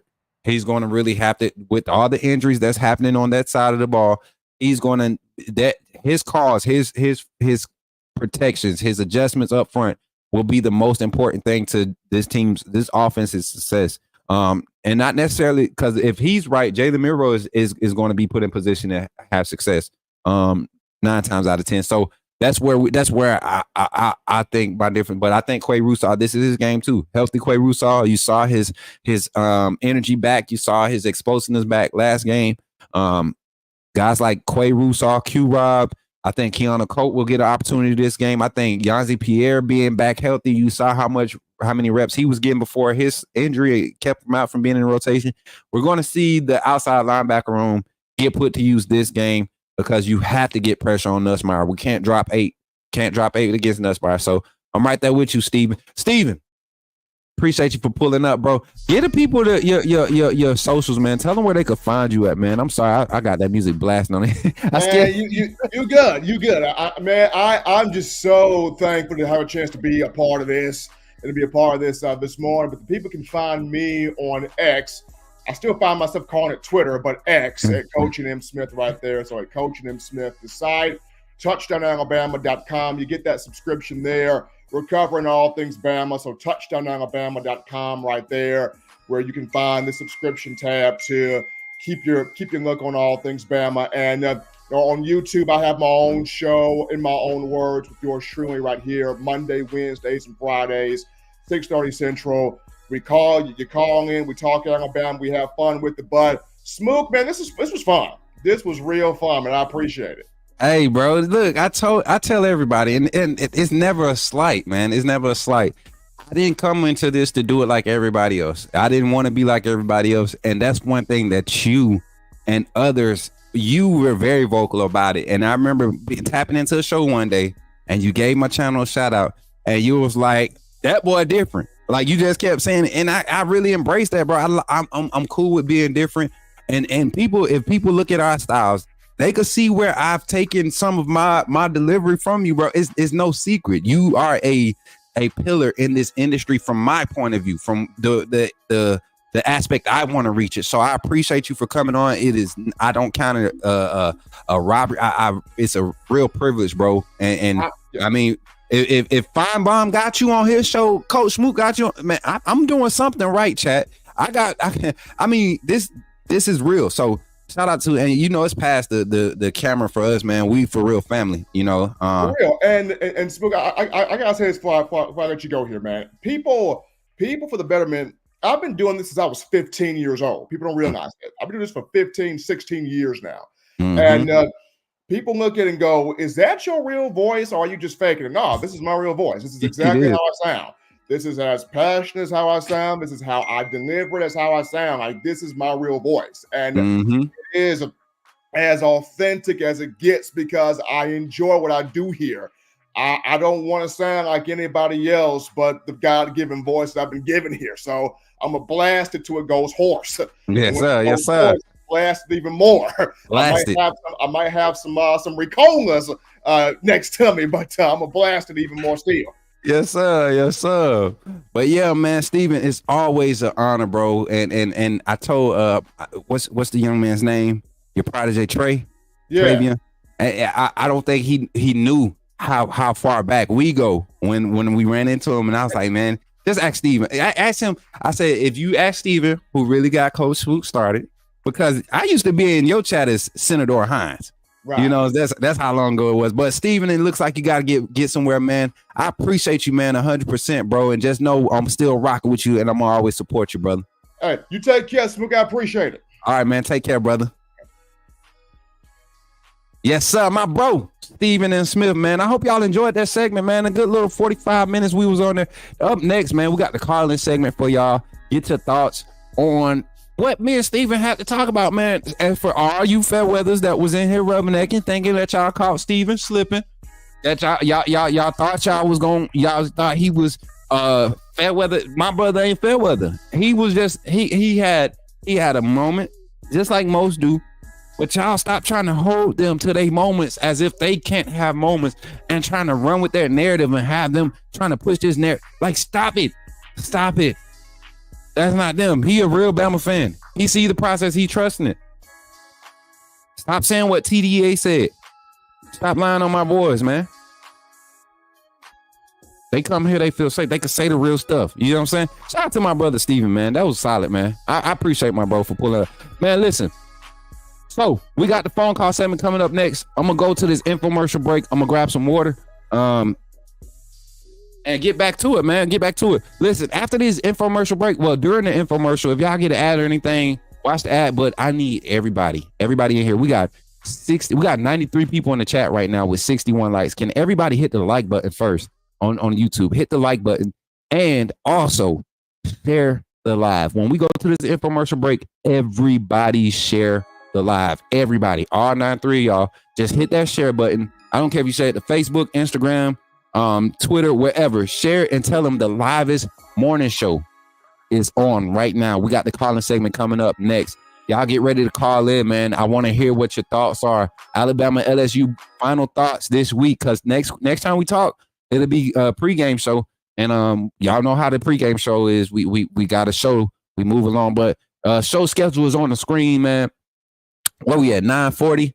We right here at our put me in the game college segment. We went over a little bit because we had Steven, but the college football playoff mania, we're gonna talk about that. I thought I had Ballard Sports Media pulling up today. I'm gonna check my messages. I may have him pulling up. If I could get him on, me and him could jump into that college football playoff talk. And I think that'd be good. That'd be good. All right, y'all. Give me a second. I'm gonna run this commercial for y'all. Glad you chose to stop by the channel today. Just wanted to give you an opportunity to really become a part of this community here at the Coach Smook Network. We like to call ourselves the AAA family. The AAA stands for authenticity above all.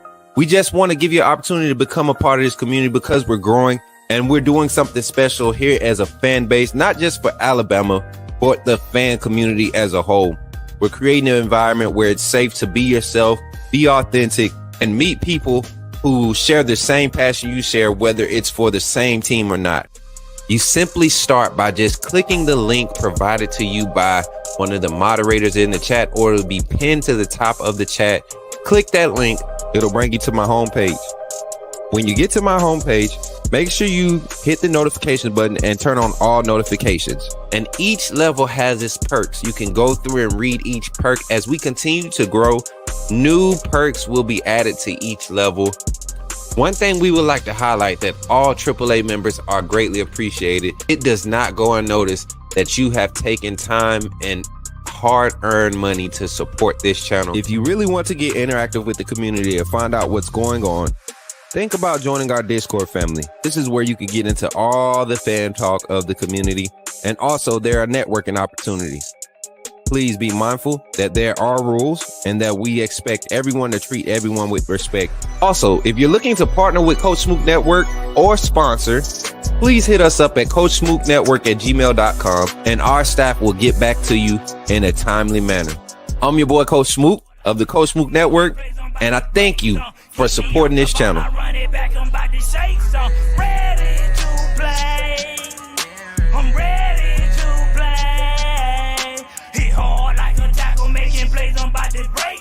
Keep me off the ball, I run it back.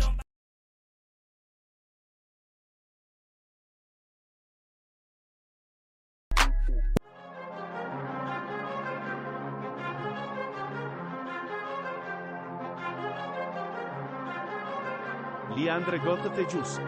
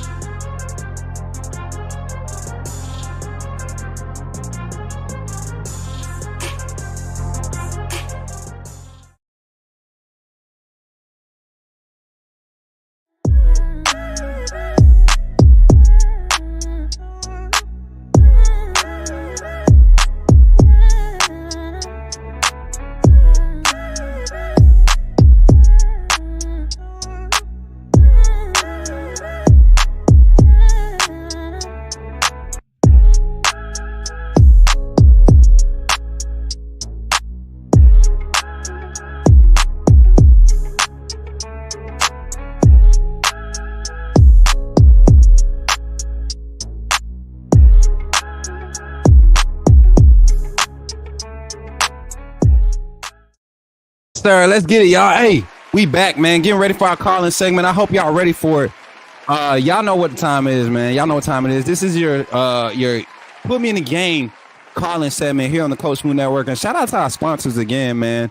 I appreciate y'all for supporting and doing what y'all do, man. Everybody, AAA family, all the members, we appreciate you. Keep doing what y'all doing for the network, y'all. Keep doing what y'all doing. Y'all see it growing. The numbers are getting up there. Shout out to everybody, man. Shout out to everybody who's been a member of the AAA family. My baby renewed her membership. I'm gonna tell y'all what KT be doing, y'all. I ain't gonna tell you. I ain't gonna do you like that. Welcome back, shout out. Welcome back. What's up, King family? There's on the hate campaign. It's all good. Open mic night is over. Shush. What? Oh, Dares. Oh, you talking about Dares Fontaine? Man, that dude. How is he even talking? What I told y'all. See, this is what I be saying. Yeah. See, the white. I think the white did it. I'm gonna confirm that more though, just in case. Y'all be too nice. Dares don't bring no quality to the channel, man. He's a Bama hater that talks about Georgia, the team that got beat by Alabama. That is crazy to me. But yeah, so we're here, y'all. We're here getting ready to get into the phone line. I hope y'all ready. Get ready to have your voices heard here on the Coach Smook Network. Calling segment coming at you right now. You're talking about Jalen Miro and the Pips, the perfect weak side linebacker, right? Put him next to the mic. I'm not going to take up a lot of time, but I want to say that I'm excited about what. Okay, forgive me, my brother. What's on your mind? Oh, I'm good. I'm just still sorry for all the other content creators now that we have this mega star back in our presence. Let's get it. 334-625-1121. Go ahead and call in here on the Coach Smook Network, the Coach Smook Morning Show. Y'all better go ahead, call in. Let me hear your voice. Let me hear your thoughts. Alabama versus LSU. Alabama, the team, the squad. What's the state? How we feeling? Fairweather fans, shut up. We tired of your You know what I'm saying? Fairweather fans, we're really sick and tired of your bullshit. We trying to be solid fans here. We trying to trust and believe that our team going to get it together because they are. It's going to happen. That's just how the world goes today. Things happen. Sometimes they happen, people, and you just got to deal with it. Sometimes you just got to deal with it. So, 334-625-1121. Go ahead and call in. As a matter of fact, if y'all not y'all on his head, if y'all not ready to call in, I got my guess, and we can go ahead and jump into our playoff talk. Because those rankings got a lot of people up. They got their panties in the bunch. What's up, Stretch Global? Appreciate you for pulling up. We got our first caller on the line too, y'all. Let's get on the line right here. 917. Call from JB, put me in the game, coach. Yo, JB, what's up, brother? You in the game? Talk to me, bro. What's going on? That much, man. You awake? Yeah, I'm just at the clock in real quick. Look, time at 11. So bruh, clocking in. Actually, officially going in. Clocking in and calling in at the same time. That's the type of support I'm looking for. Appreciate you, bro. Oh my God, my speaker done fell off this doggone thing. We good though. How you feeling though this morning, man? Give me your thoughts. LSU, Bama, of course, this weekend. But also your reaction from the speak up segment with me and Stephen M. Smith, man. I thought actually that was a great show, man. Yeah. I like that collab. I still follow Steven. I've been following since you was that caller at Senator Hines. So I remember those moments. So that I've been around for that long. I remember those moments.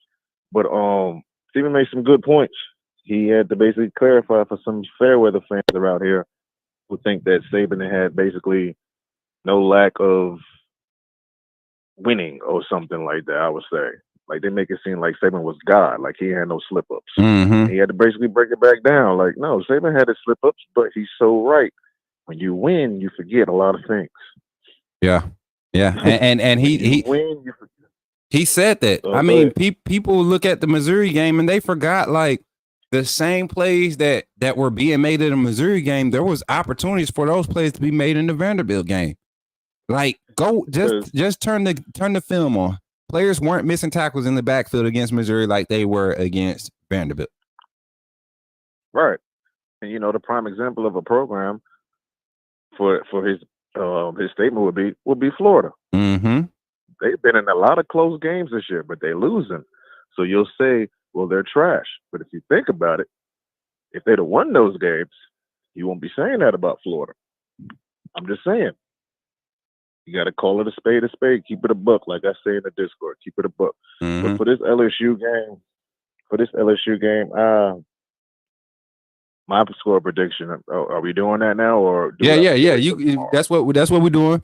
We today, because tomorrow, we're going to talk about all the games in college football.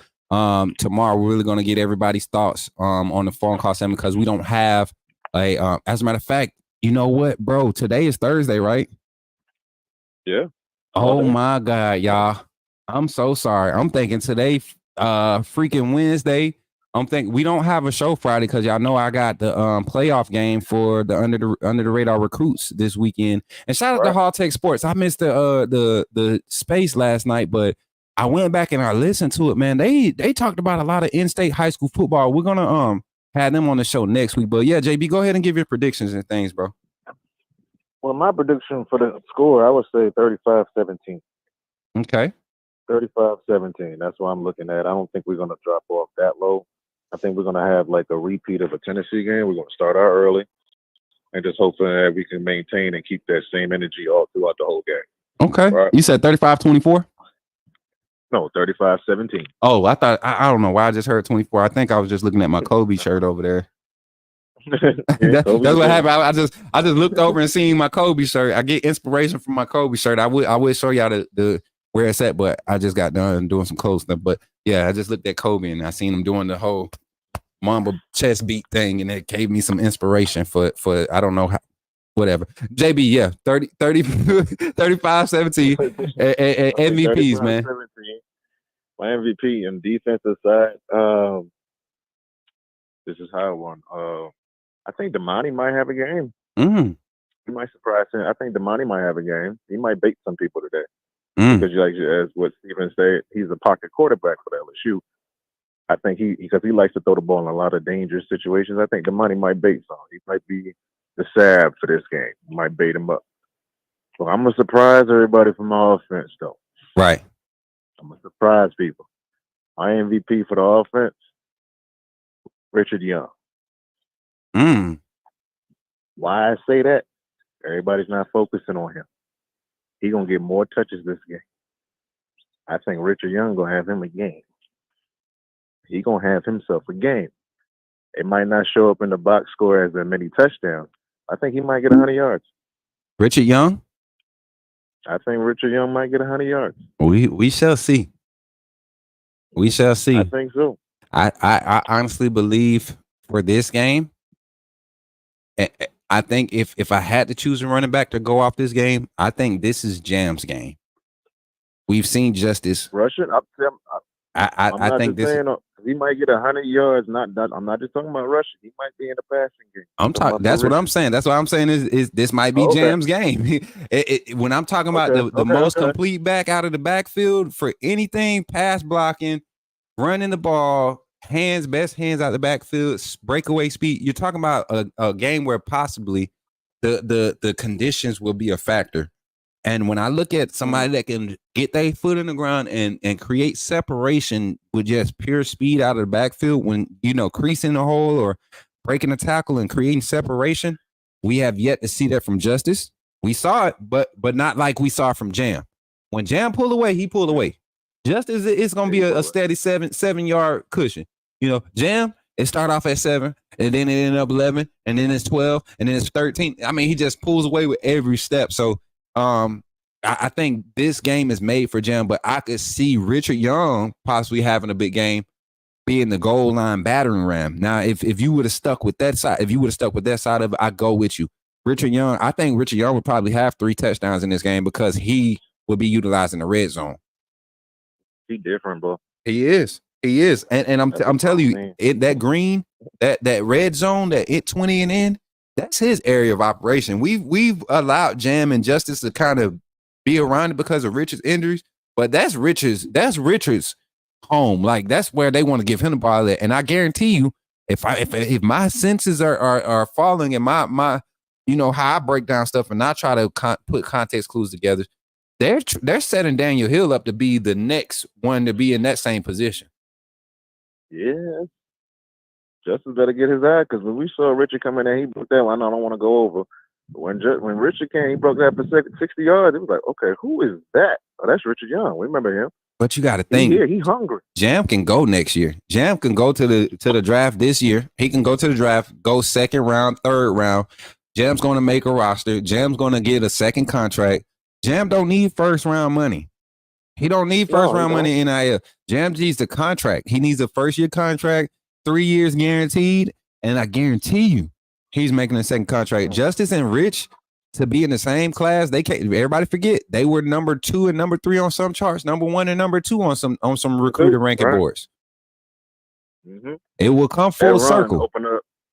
I think that big run that Richard did, might have opened up Justice's eyes. Like, okay, I better solidify my spot now.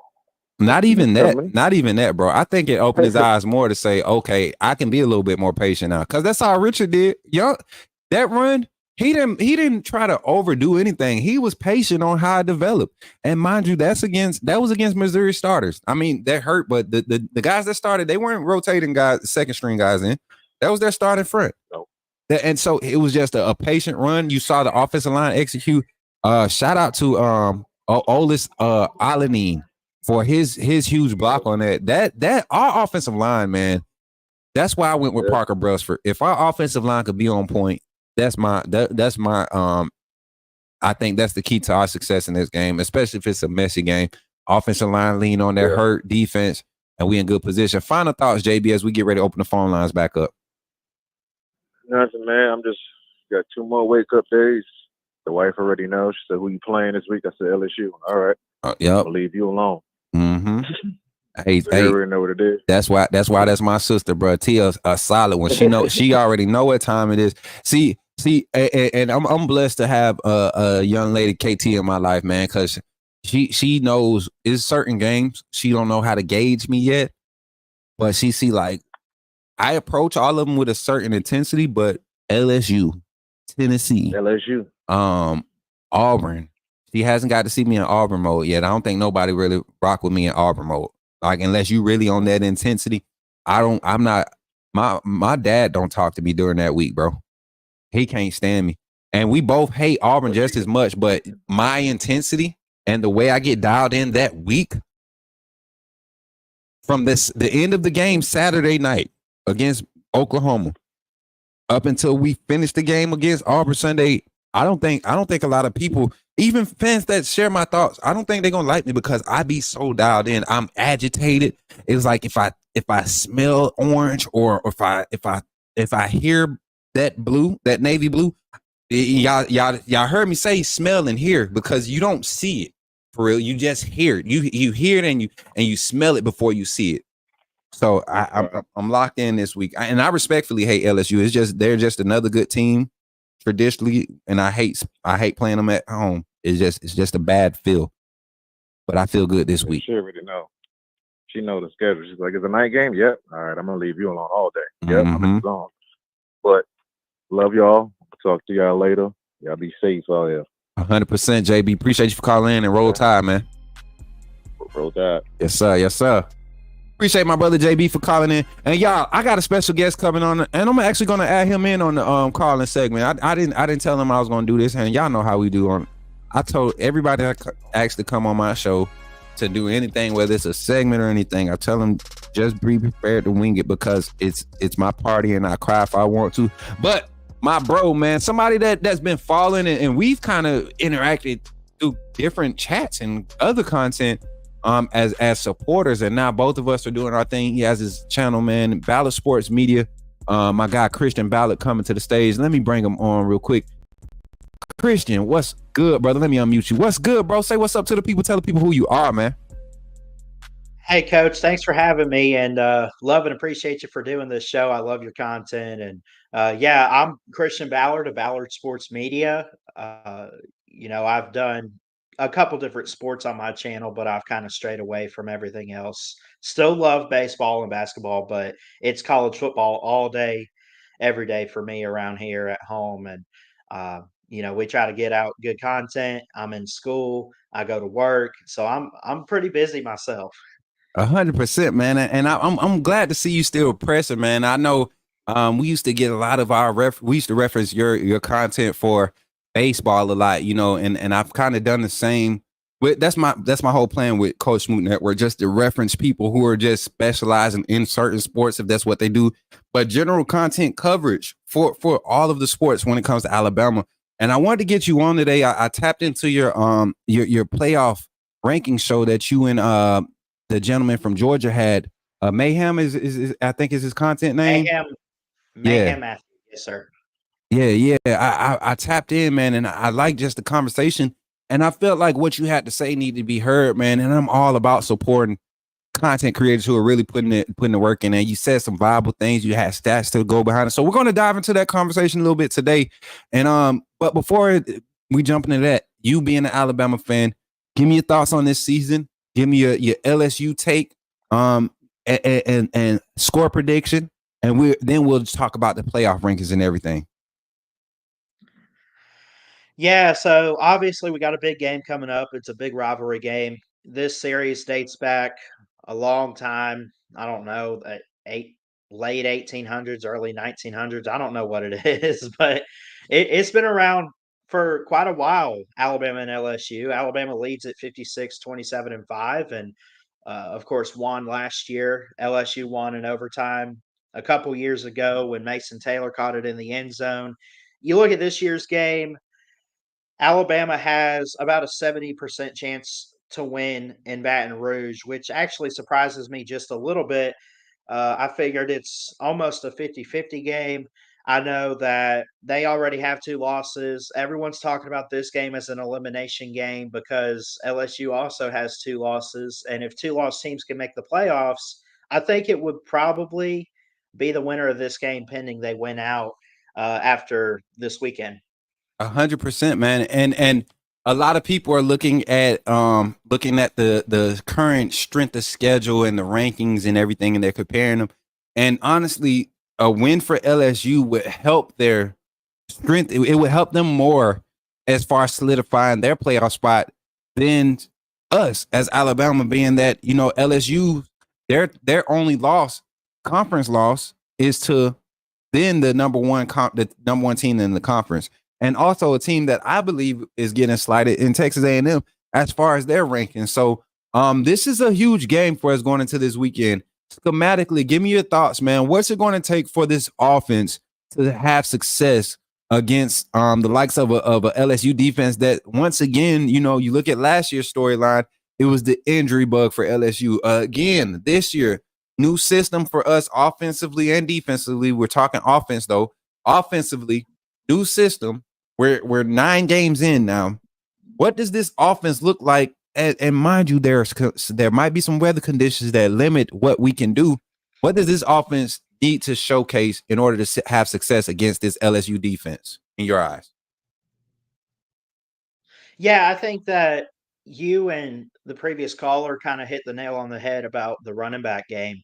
With Justice Haynes, Jam Miller, seeing guys possibly this weekend. I mean, if Alabama can pull away and actually win this by a couple possessions, I think we got to give some of those younger running backs like Richard Young or whoever a chance. I want to see a team ground and pound that football this weekend. I really do, because I think that every team has their weaknesses. Every team has those moments in a game. And what I have noticed personally, at least what I've noticed from LSU, I think the defense as a whole is pretty good. Yes. But I think they kind of a little weaker up front, and I think you need to take advantage of that. But also on Alabama's side of things, the run game, the passing game for Jalen Milroe and protection is going to be one up front on that offensive line. We've seen it play really good this year. We've also seen it struggle at times. So I think that the run game is really not going to matter if you can't block for the run. And I think that's going to be key. And then you mentioned some of the receivers out there, Kendrick Law, Kobe Prentice, or whoever. Jeremy Bernard's looked pretty good. Obviously, we know about Ryan Williams. Guys got to step up this weekend. I hope that it's not all about 4 + 2 = 6, as Jalen Milroe and guys have put it. I hope it's not just that, because they can't be doing all the work, Right. And I think we saw not necessarily the play calling go away from Ryan Williams, but we saw Jalen Miro make an intentional effort last week to really go through his progressions. And in times where we needed to create momentum, you saw him go to Ryan Williams 2 plays in a row where it was effective. Wasn't explosive plays, but it created momentum for us to continue to build on. And I think Nick Sheridan and Kalen DeBoer have both taken an extra effort to getting more involved into understanding the mindset of where Jalen Miro might be headed and calling plays to keep him from going in the wrong direction. We saw that last week. Defensively, Kane Womack, I can honestly say, like you said, this defense has been playing about as close to lights out as you can ask for the past 2 weeks, roughly 3 weeks, if you want to be honest. Even going back to the South Carolina game, the defense played very solid to close that game out, and you're seeing them build. What do you think is going to take for them? And I think you kind of touched on it, but in particular, what's a key factor that's going to be what causes this defense to have the type of effectiveness it needs to lead us to victory? I think you got to get pressure on the quarterback. I think obviously that's kind of the go-to answer in this type of question, but really that's what it's going to be. I want to see this defense this weekend for Alabama play with great physical and mental toughness, as obviously Coach Saban would put it. I just want to see relentless effort. I want to see guys playing fast. I also want to see them limit penalties. I think that's always been a factor the past couple years, right, in terms of when Alabama loses, is penalties can kill them.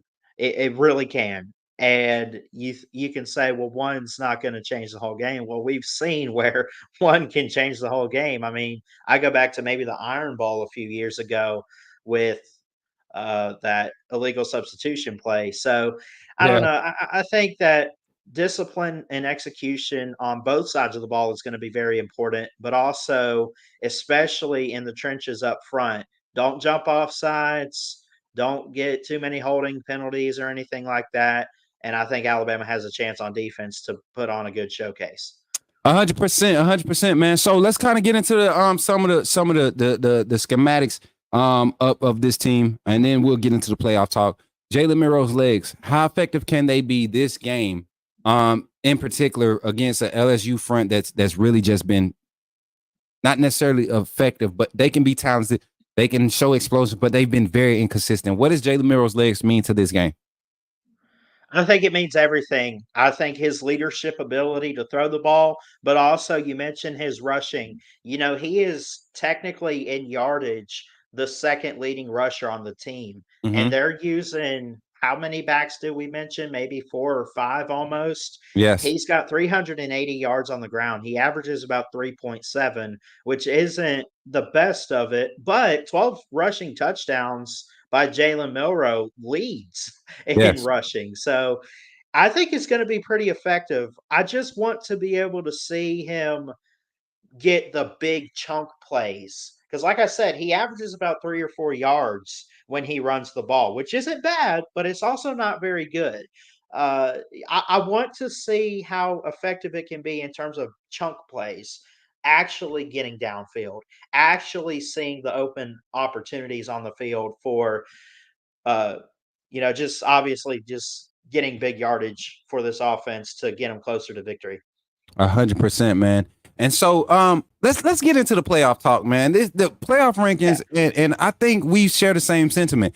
I think the committee actually, for the first time of this whole existence of playoff rankings, I think they stayed more consistent to their criteria that was initially announced than they have. And I think because of the window, the 12-team evaluation, it makes it a lot more understandable what strength of schedule really means. It's kind of hard to say one team's strength of schedule is stronger or weaker than the other teams when you're just talking about 4 teams and 7 conferences we're dealing with. We're talking about 7 different major conferences. Well, 5 at the time, but now you're talking about your group of 5 that probably is going to get maybe 2 guys in this season. So we kind of look at it, and I'm trying to find my graphic, man, for the if you have one, you can send it to me, my graphic for the bracket. But yeah, man, I think the committee got it right. I look at the top 4. You got Oregon, Ohio State. Number 3, you have Georgia, right? And then number 4, you have Miami. And then right outside is Texas at number 5. And number 6, who was at number 6? Was it Penn State? And that, if I had to make an argument, that would be the one. I think Indiana, Penn State switch spots. Then you got perfect for me. But I think this is fair for this point of the season. Initial thoughts on the top 12 rankings, and then we'll just kind of get into the breakdown of how things can shape out for our Crimson Tide. Yeah, so I look at the rankings and I say they got the right teams. I even look at the bracket and I say, okay, did they get the right teams? I think for the most part they did. Penn State's only got the loss to Ohio State. They deserve to be in there. Obviously, we know what Texas has done. They've got the loss to Georgia. They deserve to be in there. I even think Alabama, they're a play away in each of those Vandy and Tennessee losses from being undefeated right now. I think Right. being in there is the right call. If a 2-loss team is going to get in, no doubt in my mind that you have some good 2-loss teams out there. And I think obviously, LSU and Alabama this weekend will show that. Like, who's the better 2-loss team? We'll find out by who wins the game, because someone's taking a 3rd loss and not making the playoffs. But I think they got the right teams. As far as the order of it, I guess it's okay. I mean, obviously they have to take some sort of strength of schedule and who you've beaten and everything. It is a little odd that they put Indiana, who's unbeaten, all the way at number 9 in the bracket, below a team like Tennessee. But again, Tennessee having a good win against us is pretty good. I like Notre Dame in there.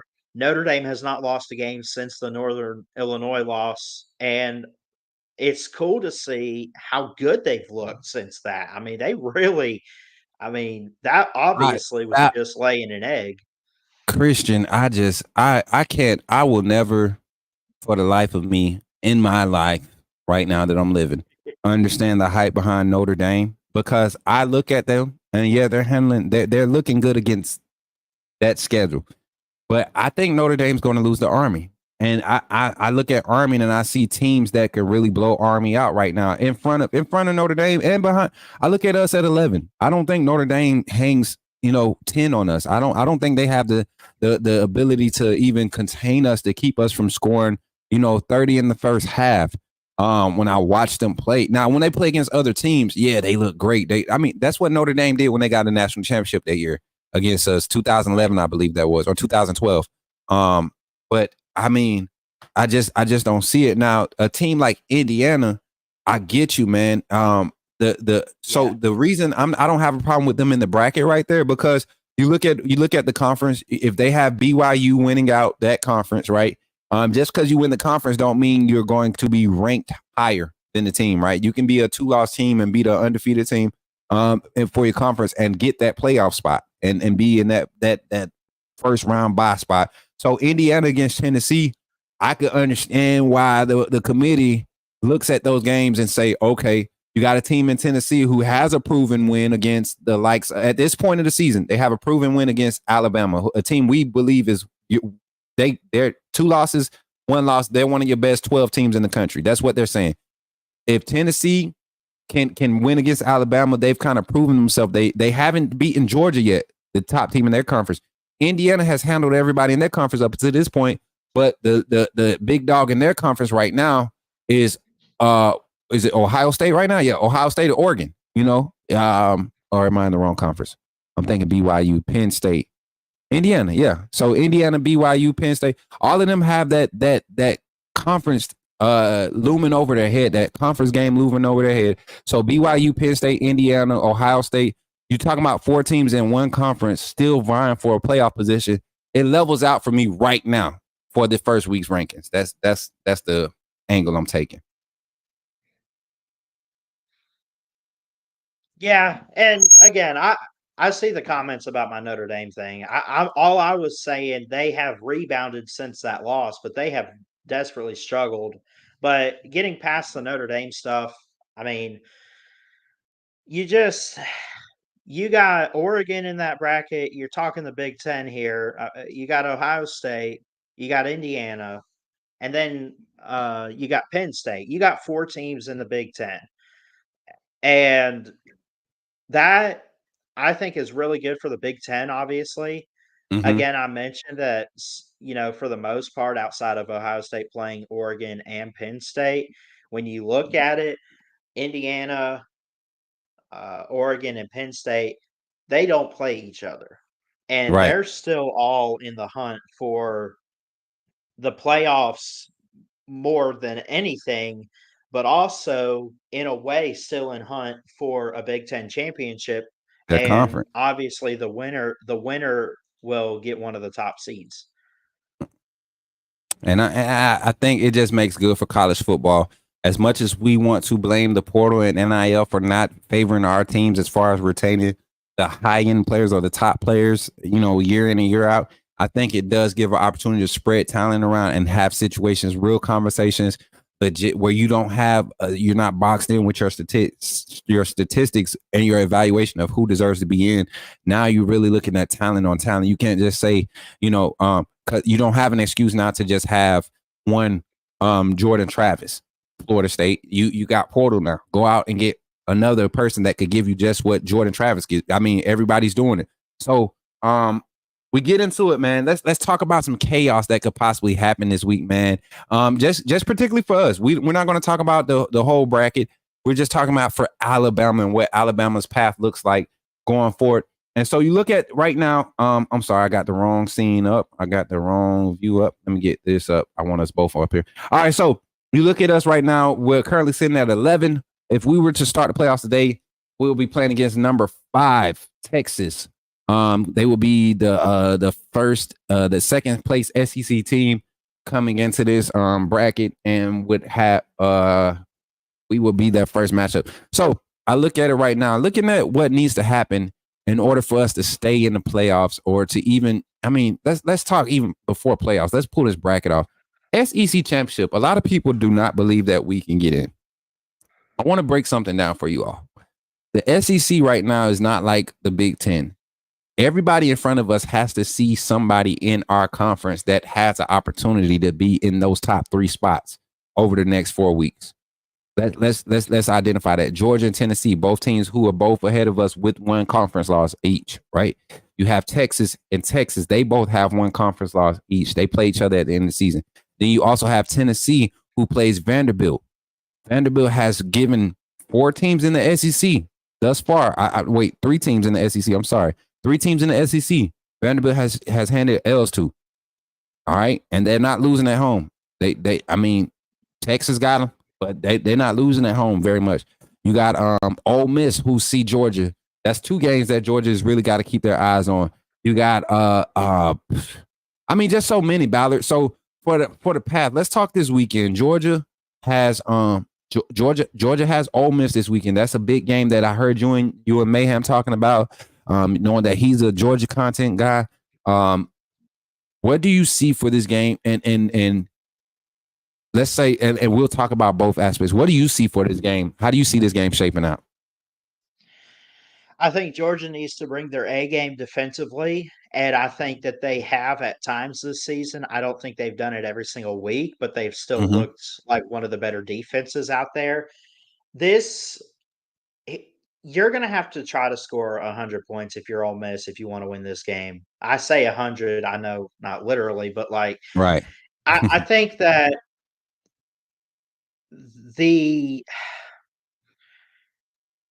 it being at Ole Miss is really the only thing benefiting Ole Miss right now, and I don't see a line out for it. The matchup predictor for ESPN gives them about a 54% chance. I would assume they think that Georgia should be the favorite because they're honestly just the better team. But Ole Miss, I mean, when you look at this game, Ole Miss is really hungry for a victory here. I know they've won the last 2 games, but they've had some close calls. LSU on the road, they lost by 3. Kentucky, who doesn't look very good right now at 3-6. They were. They lost were by though. 3. They were good. They were good at the time, but they've kind of fallen off. So this is that moment, I think, because this is like the only other ranked team that Ole Miss is going to play. Then they get Florida and Mississippi State, both who are not really good teams right now. So if there's a moment for Lane Kiffin to show up and to stay alive and in the hunt, I don't think for the SEC, but again, playoff scenarios, if they want to make it with 2 losses, they got to win this weekend. I think they know it.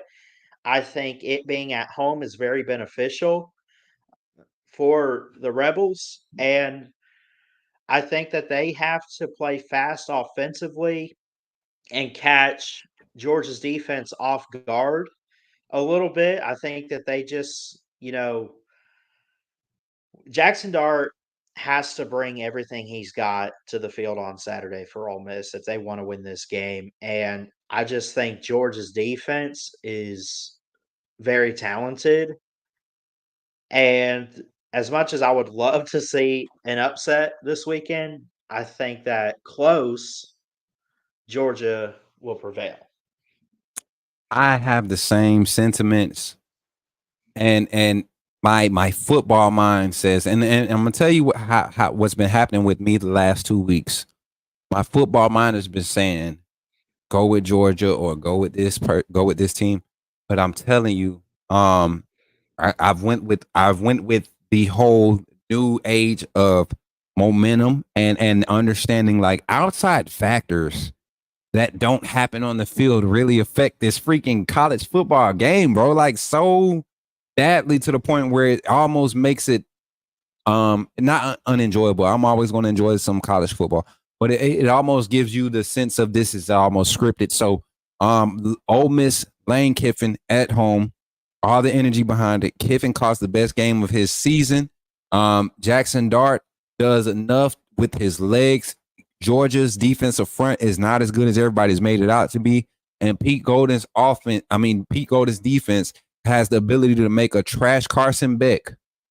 And I mean trash. And I hate to do this to Georgia fans because I respectfully hate Georgia. Meaning I know you're a good team and your team is the next thing to mind that if I'm not hoping somebody has a good game or puts on a good display of football, I'm watching Georgia and I'm guaranteed that I can see a good brand of football played. Can't say that with Carson Beck at quarterback right now. So for that reason, I think at home, Ole Miss has been showing some things, especially a 63-point out in last week. That's you don't slow offenses down like that unless you do something drastic. And I don't think Georgia has the assets to do it this week.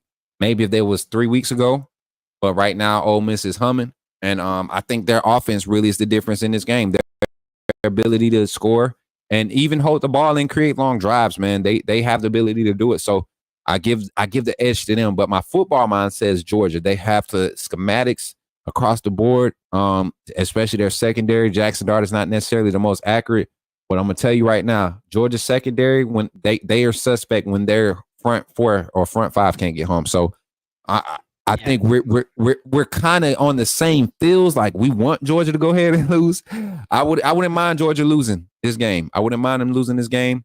Put Ole Miss in the picture. Let's let the Tennessee Georgia game really figure some things out, because then Georgia beat Tennessee, then you got another conversation, and it just helps our resume at the end of the day. So I think we're shaping up. Another game this weekend, man. Anyone that you wanted to point out in particular, and it don't have to be the SEC, but a game outside of the SEC that could possibly a win or loss could really boost our chances or affect us with our win over LSU? That would affect Alabama, possibly? Yeah. Mm-hmm. Oh. Trying to think here. Cause I'm gonna say this one now, and a lot of people are gonna laugh at it, but let me pull the schedule back up. Let me pull the score schedule back up. And this is one that I think can really help us see how the committee will continue to look at our schedule. And I don't think Indiana's going to lose, but I think it's a game where depending on how they win is how we will be judged. Indiana versus Michigan, with Indiana being at number 8, undefeated, still in contention for their conference championship game, same as us. We're still, but believe it or not, we're still in contention.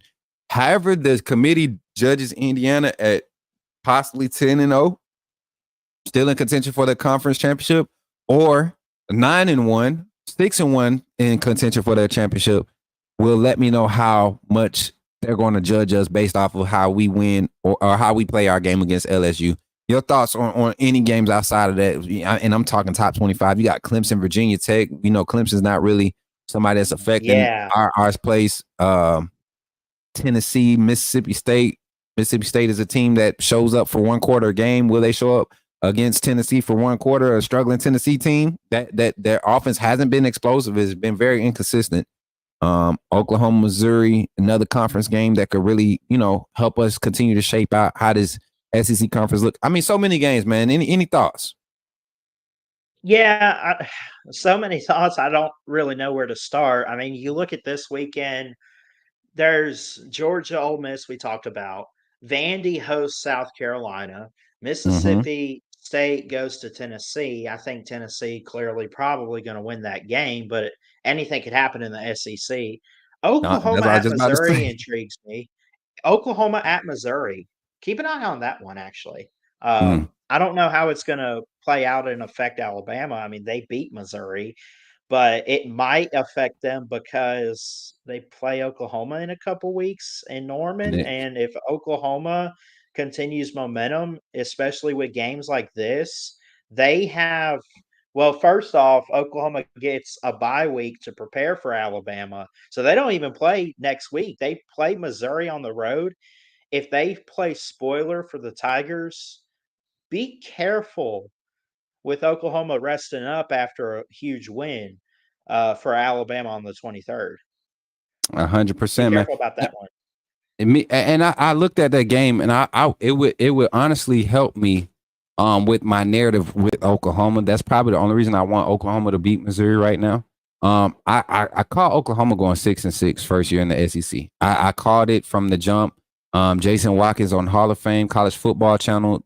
I've been kind of picking and teasing at him because he thought I was crazy to think that Brett Venables and Jackson Arnold, the new starter quarterback, was going to come in and struggle against a team of a conference in the SEC where majority of your defenses are veteran defenses, and they got veteran with transfer portal players who have snaps, and a lot of these systems and schemes are just pick and plug and play. So and he didn't believe me, but of course Oklahoma, Missouri, I'm right there with you. That's one to watch. Not necessarily affecting our place, but it does help. Missouri win that one. It's another win against a conference opponent that's able to win in the conference, and it helps strengthen our schedule and our results. Final thoughts, man. Christian, we gotta have you on every week, every Thursday for the playoff ranking talk. I love the narratives you kind of create and talk around, bro. And like I said, it's been a long time coming. But final thoughts, man, going into this, finishing out this season, just the overall, the mindset of this team, your thoughts on Alabama Crimson Tide and our journey to possibly the SEC championship and the playoffs. Keep praying and hoping that some teams ahead of us can lose, but I don't know. I mean, Alabama controls. Well, no, I'll say this. I don't know if they control their own destiny to the SEC title, but to a playoff, which is the main goal, they do control that. Don't lose this weekend. You'll obviously take care of Mercer. Don't lose at Oklahoma. Don't overlook it. It's crazy how they have the schedule set up with that being before Auburn. So trap game, I hope not. But Alabama, final thoughts is just this. They're a good team with 2 losses. I think even you could say they're a great team with 2 losses. But, is that their own doing? I think so. I think they got in their own way. But you also look at 2 games on the road against one was the top 15 team in Tennessee. And we know what Vanderbilt's doing out of nowhere this season. So credit to the opponents they have lost to.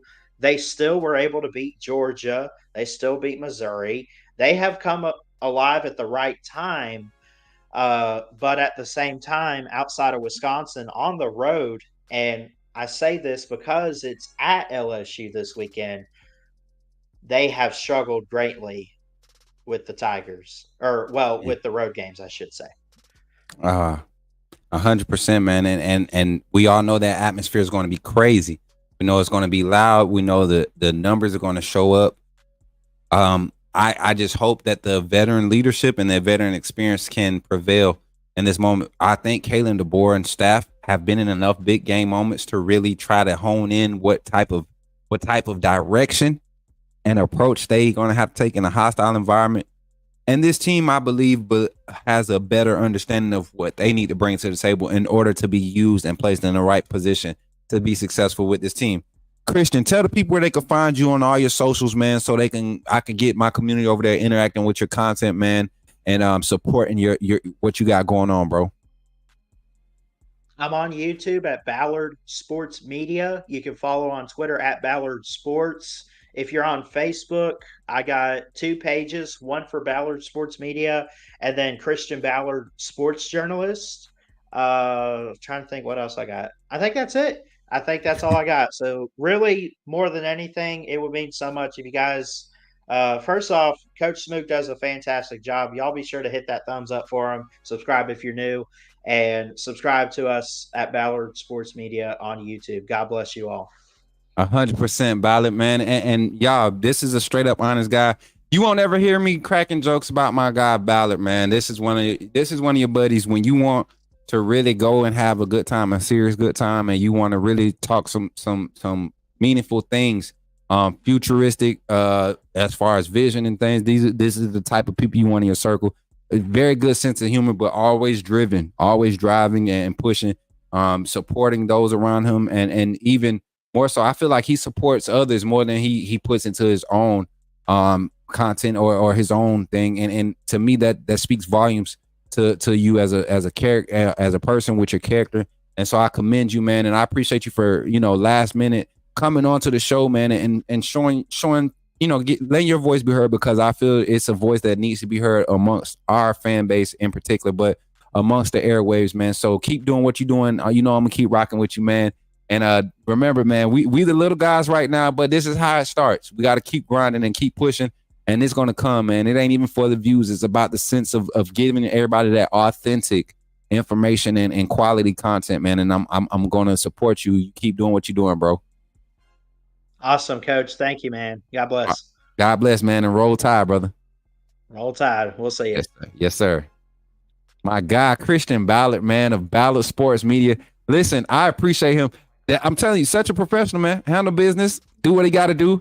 It's about just respect, man. And y'all, I told y'all we were going to start seeing more faces on the channel.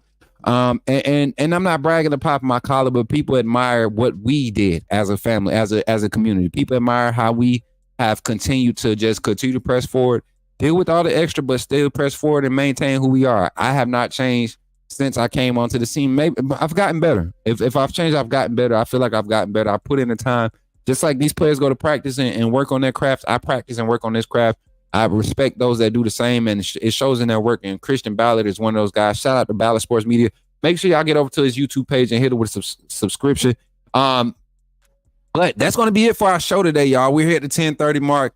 We're going to open up the phone lines tonight, man. We're going to get the phone lines open tonight to get our pregame show kickoff. We got a live game simulation night. I didn't find an LSU user to play, and I'm having connectivity issues anyways for my online play. So hopefully we can have the connectivity issue set up and fixed by tonight. But I appreciate y'all for pulling up today, man. Y'all always doing it. Y'all always doing it, right? Y'all always doing big things, running the likes up, man. Let's see how many likes did we end up with. 76 likes on the stream, man. Actually 78 likes on the stream, man. We got 70 people in the chat. If we can get up to 80 likes, that'd be cool before we end the show here in about 3 minutes.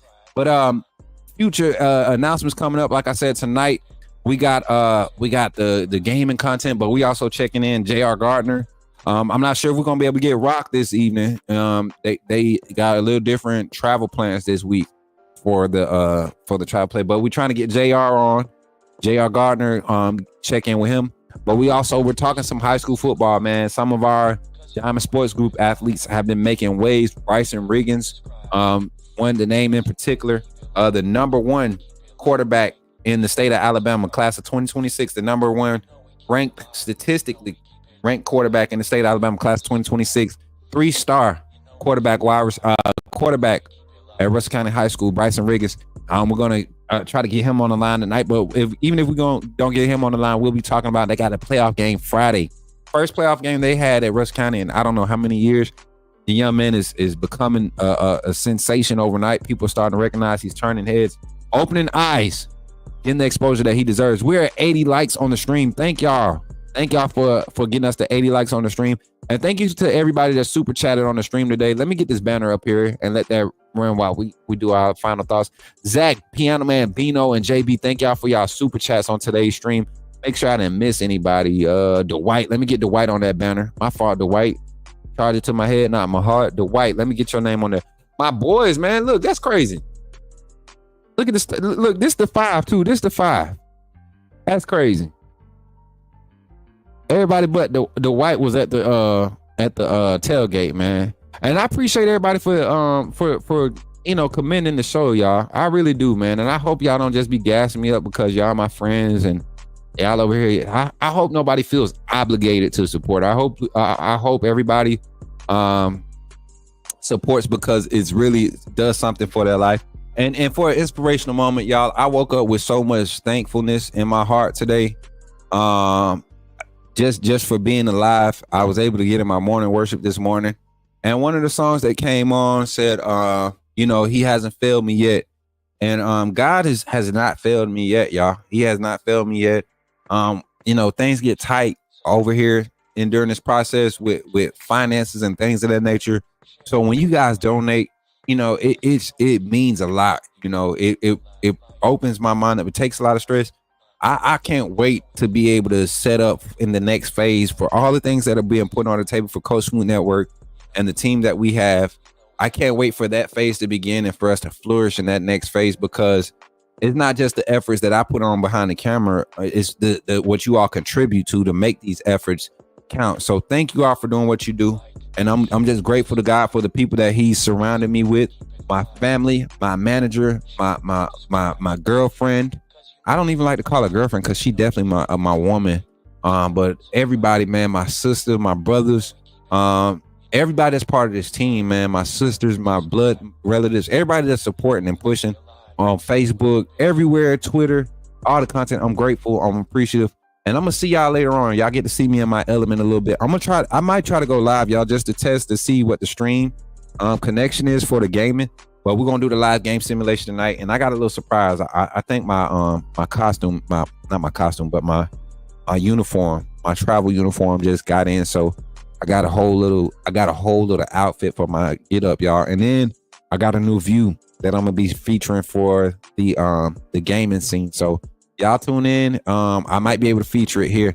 And shout out to Carla trying to get on this and represent for the ladies. Listen, 100%. Sis, look, go ahead, throw your little chain and look. We passing the offering plate. Listen, we ain't passed the offering plate. Oh, y'all, I forgot. I dare not in this show. We got time today. Hold on, CMB. I got you, sis. Carla with the $9.99 super chat. Y'all was about to let me in the show and we got people leaving. Y'all go back and get them folks. Tell them to come back. We ain't done. I lied. I tricked y'all. We got action, y'all. We got action. Hold on, y'all. We got action.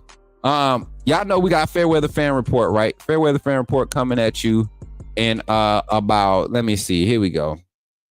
So I got some action yesterday on Twitter, and I'm gonna show y'all the action. But I present to y'all right now here on the Coach Smook Network today's Fairweather Fan Report.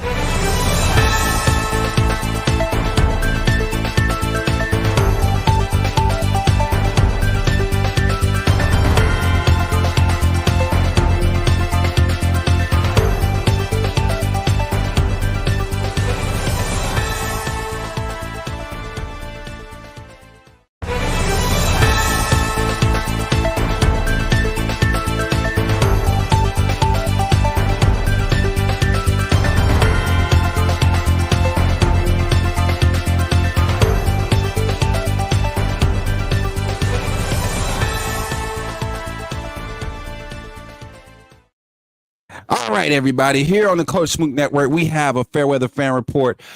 Today we go to Twitter. Y'all know the Fairweather fandom is heavy on Twitter, and we can't stop it. It seems to be a pandemic, something that we physically and mentally, emotionally, financially have not been prepared for. This is a pandemic, something that we're going to have to go into our spiritual fighting forces and try to get help with. Today we'll be reporting here. There was a status brought to my attention here on Twitter.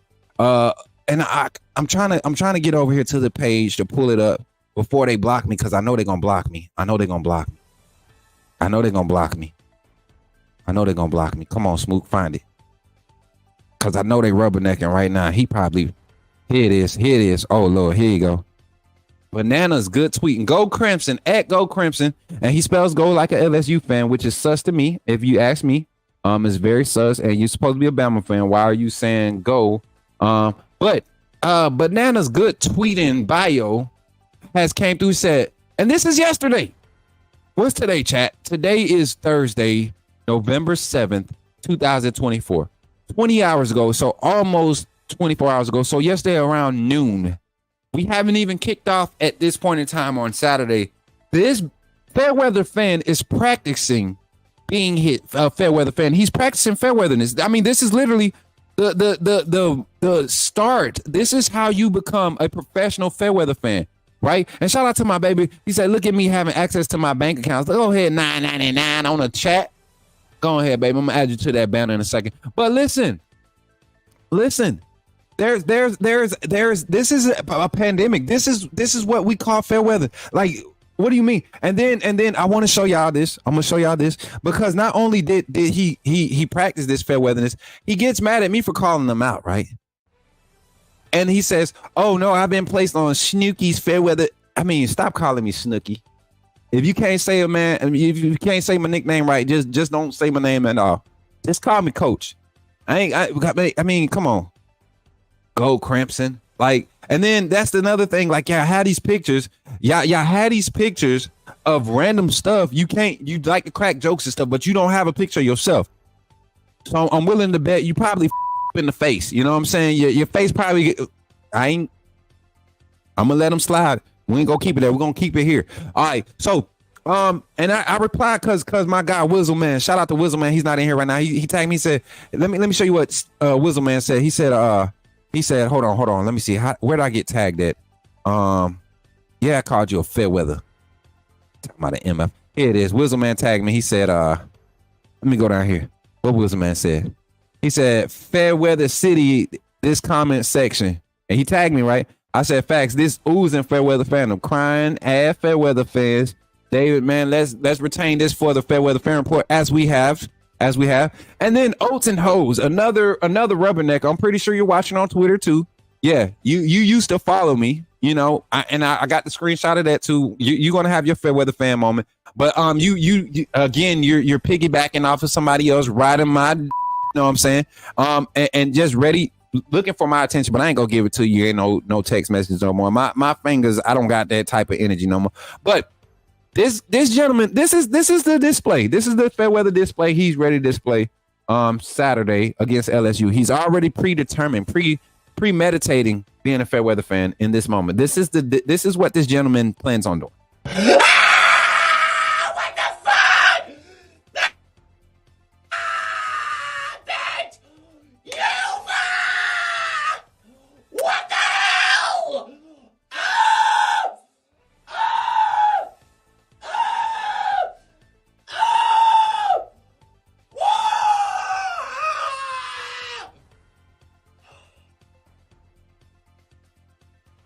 And this is what I mean by fairweatherness. Why is this even? It's not a joke. It's not a joke, because this is what you do. This is what you do. This is what Fairweather fans do from the start of the game. Justin Riley on the Bama Standard in the text messages. If y'all could see the text message, the group text that I used to be in with that group. This is what I feel I see when he start. Don't let a bad snap. Don't let Seth McLaughlin snap it over Jalen Miro's head or at his ankle. First snap of the game, not the whole game, just the first snap of the game. Right? That's That's Justin Riley right there. That whole scene right there. I guarantee you. And I got a feeling that Jigaboo George, what's his name? I forget his name. Bananas, good tweeting, go Crimson. I guarantee you that this is the type of energy he displays. I guarantee you, the whole game. He's one of those fans that you make go watch the game outside. That's so for this my guy, Banana good tweeting, go Crimson. You have made our Fairweather fan report of the day. Thank you for your contributions to the Fairweather fan base. And it doesn't mean it's a bad thing that you're a Fairweather fan. The thing is, you're a Fairweather fan and you incite Fairweather fandom with posts like this. Having 4K followers or however many you got, I would not be inciting this type of energy as a true fan. And then he said, oh no, I've been placed on boo, boo, boo. But then he said MF that was still in his daddy's nutsack when I was getting secondhand embarrassment from Mike DeBose is calling me a Fairweather fan. Yes, of course, because if you were living, and this is what I want to say to you, you Fairweather fan, you know what? Feelings, because at the end of the day, if you were a real fan and you lived through the Mike DeBose era, you don't remember 1997 when we struggled in a game against Vanderbilt, a Vanderbilt team in 1997, a kick fest. I think we won that game. Was it 9-0 or 12-6 or some crazy number? Not only, but we actually started that season 3-3, and you're sitting here talking about how you're going to be acting against a LSU team who's right now ranked. You're premeditating, complaining, and crying like a little, you know what I'm saying? Like you premeditating. That's Fairweather. Like and then if you go down his timeline, every game where we're in a tough game, he's crying. Players can't make mistakes. You can't be human with some of these fans. And then half of y'all some bad body built mother, and y'all can't even get on the field and do nothing. But you want players who have to go deal with all these things in life, class, taking care of their family. Some of these players got kids too. They got responsibilities, and they get out there and they make a bad play, and you want to trip and start taking shots at them. Ah, boy, if you don't get the hell on with that mess. But yeah. Jigaboo George, go Crimson, whatever your name is, I don't care.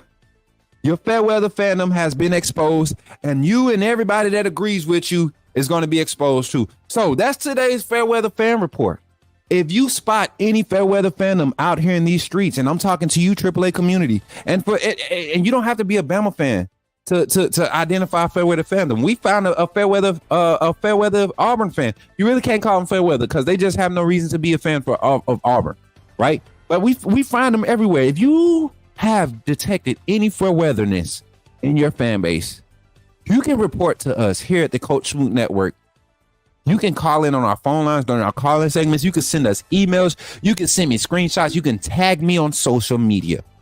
Any Fairweather spottings, I'm your guy. We will clear it. Thank you for supporting the Coach Smook Fairweather Fan Report. And until next time on the next Fairweather Fan Report, stay real, stay solid. Don't catch yourself in the Fairweather knowledge. I love y'all. I'll be right back.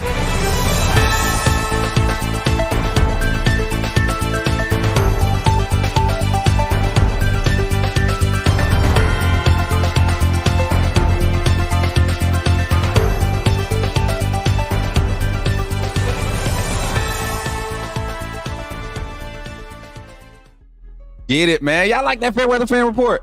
We're going to have to do that some more. We're going to have to do a lot more of those. Will with the slap. Keep my name out your... Look, for all you Fairweather fans, keep my team name out your mouth. Keep my team's name out your mouth. That's what I said. I'm feeling it. I'm feeling it right there, bro. I love it, man. Please explain to me what a Fairweather fan to me. A Fairweather fan is a fan that only has positive things to say when everything is going great for your team. When your team is in favorable position, you don't see your team doing any wrong. You don't see your team They can't do no wrong. They don't care how the team wins. When they win, they love, as long as they're winning the way they want them to win. But when things don't go your way, when things aren't going your way as far as what your team is doing, and you start to say things like the coach needs to be replaced, or players suck, or this player needs to hit the portal, or this, that, and the third, or you've seen a player make, let's just say Fairweather fan, because the Miro Fairweather fandom is heavy. The first 3 weeks of the season, Heisman. The last 2 games, or the game where he struggled, we lose. He's trash. This, that, and third. He ain't been able to do it. He come back and turn around and win the next game. He still did it. That's Fairweatherness. That's fair weather. Anytime your team can cause the emotions from a game can cause you to bail on your team or to start having doubt in your team, and you allow. There's another case of fair weather fandom I want to show y'all real quick. Let me show y'all this too. This is atrocious too. This is atrocious. There's no way I'm ever in a chat with an Auburn fan, ever, and an Auburn fan could say anything about my team and it'd be funny, especially when it's in a disrespectful manner.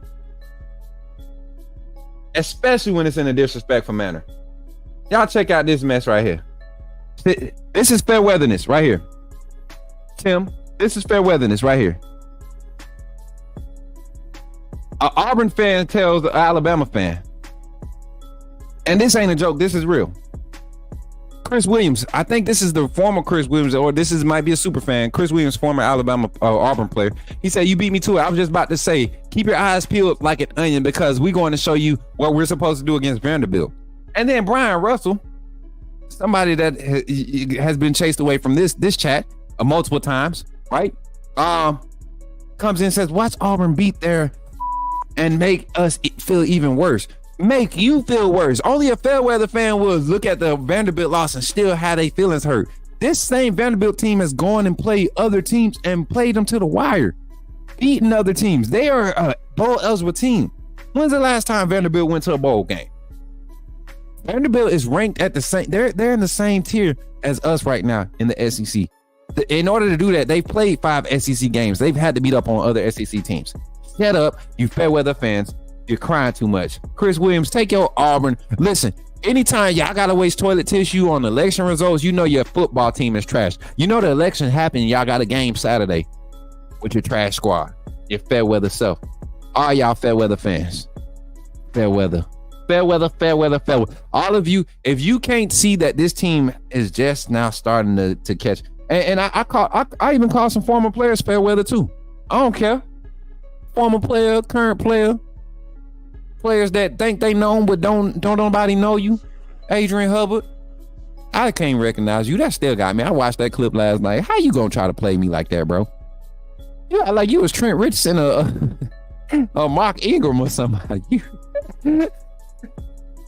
Oh my God. But anyways, y'all, thank y'all for tuning in, y'all. This Fairweather Fan Report, it's gonna get fun. I got a whole new segment that's gonna be, Fairweather Fan Report is about to get crazier. I love y'all for supporting and showing up and doing what y'all do here on the Coach Smook Morning Show, the Coach Smook Network. Y'all, we have nothing but 2 more wake ups until we kick off against LSU.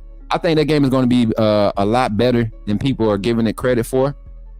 Whether the rain, they aren't moving the game. We got confirmation. They're not moving the game, so we get to have our road test like we expect. The conditions aren't going to be in favor of either team. It's going to be about execution, discipline. And tonight we're going to get back to this. We're going to get back to this in our live game simulation. If anybody, I'm looking. If y'all could think of before 3:00 today, 2 possible guest coordinators that y'all would like to get on and dialogue with us. I can reach out and see if anybody want to come on and play coordinators or OC and defensive coordinator tonight. But if not, we'll just run the simulation, and I might have to pre-record it. If so, I have it up and edited by 7 p.m. tonight. 7 p.m. Well, we might go ahead and go live at noon. That way y'all could watch it while y'all on lunch and stuff. We might just try to do it at noon, y'all. I'm gonna try to do a test stream at noon, and then we'll do the live game simulation at 12:30. How about that, y'all? All right, straight live game simulation. All right. So with that being said, man, I thank y'all again. Don't forget to like on the way out. Make sure you share the stream. If you're watching on the post stream, watch back, playback, make sure you like it on that too, and make sure you share it, and make sure you're watching them ads on the playback too. Make sure you're watching playback. But with that being said, I'm your boy Coach Smook. Thank y'all for supporting as always, and until the next time, don't forget, man. Whenever you see me out, holla at your boy and say, "Put me in the game, coach." I appreciate y'all. Love y'all, bro.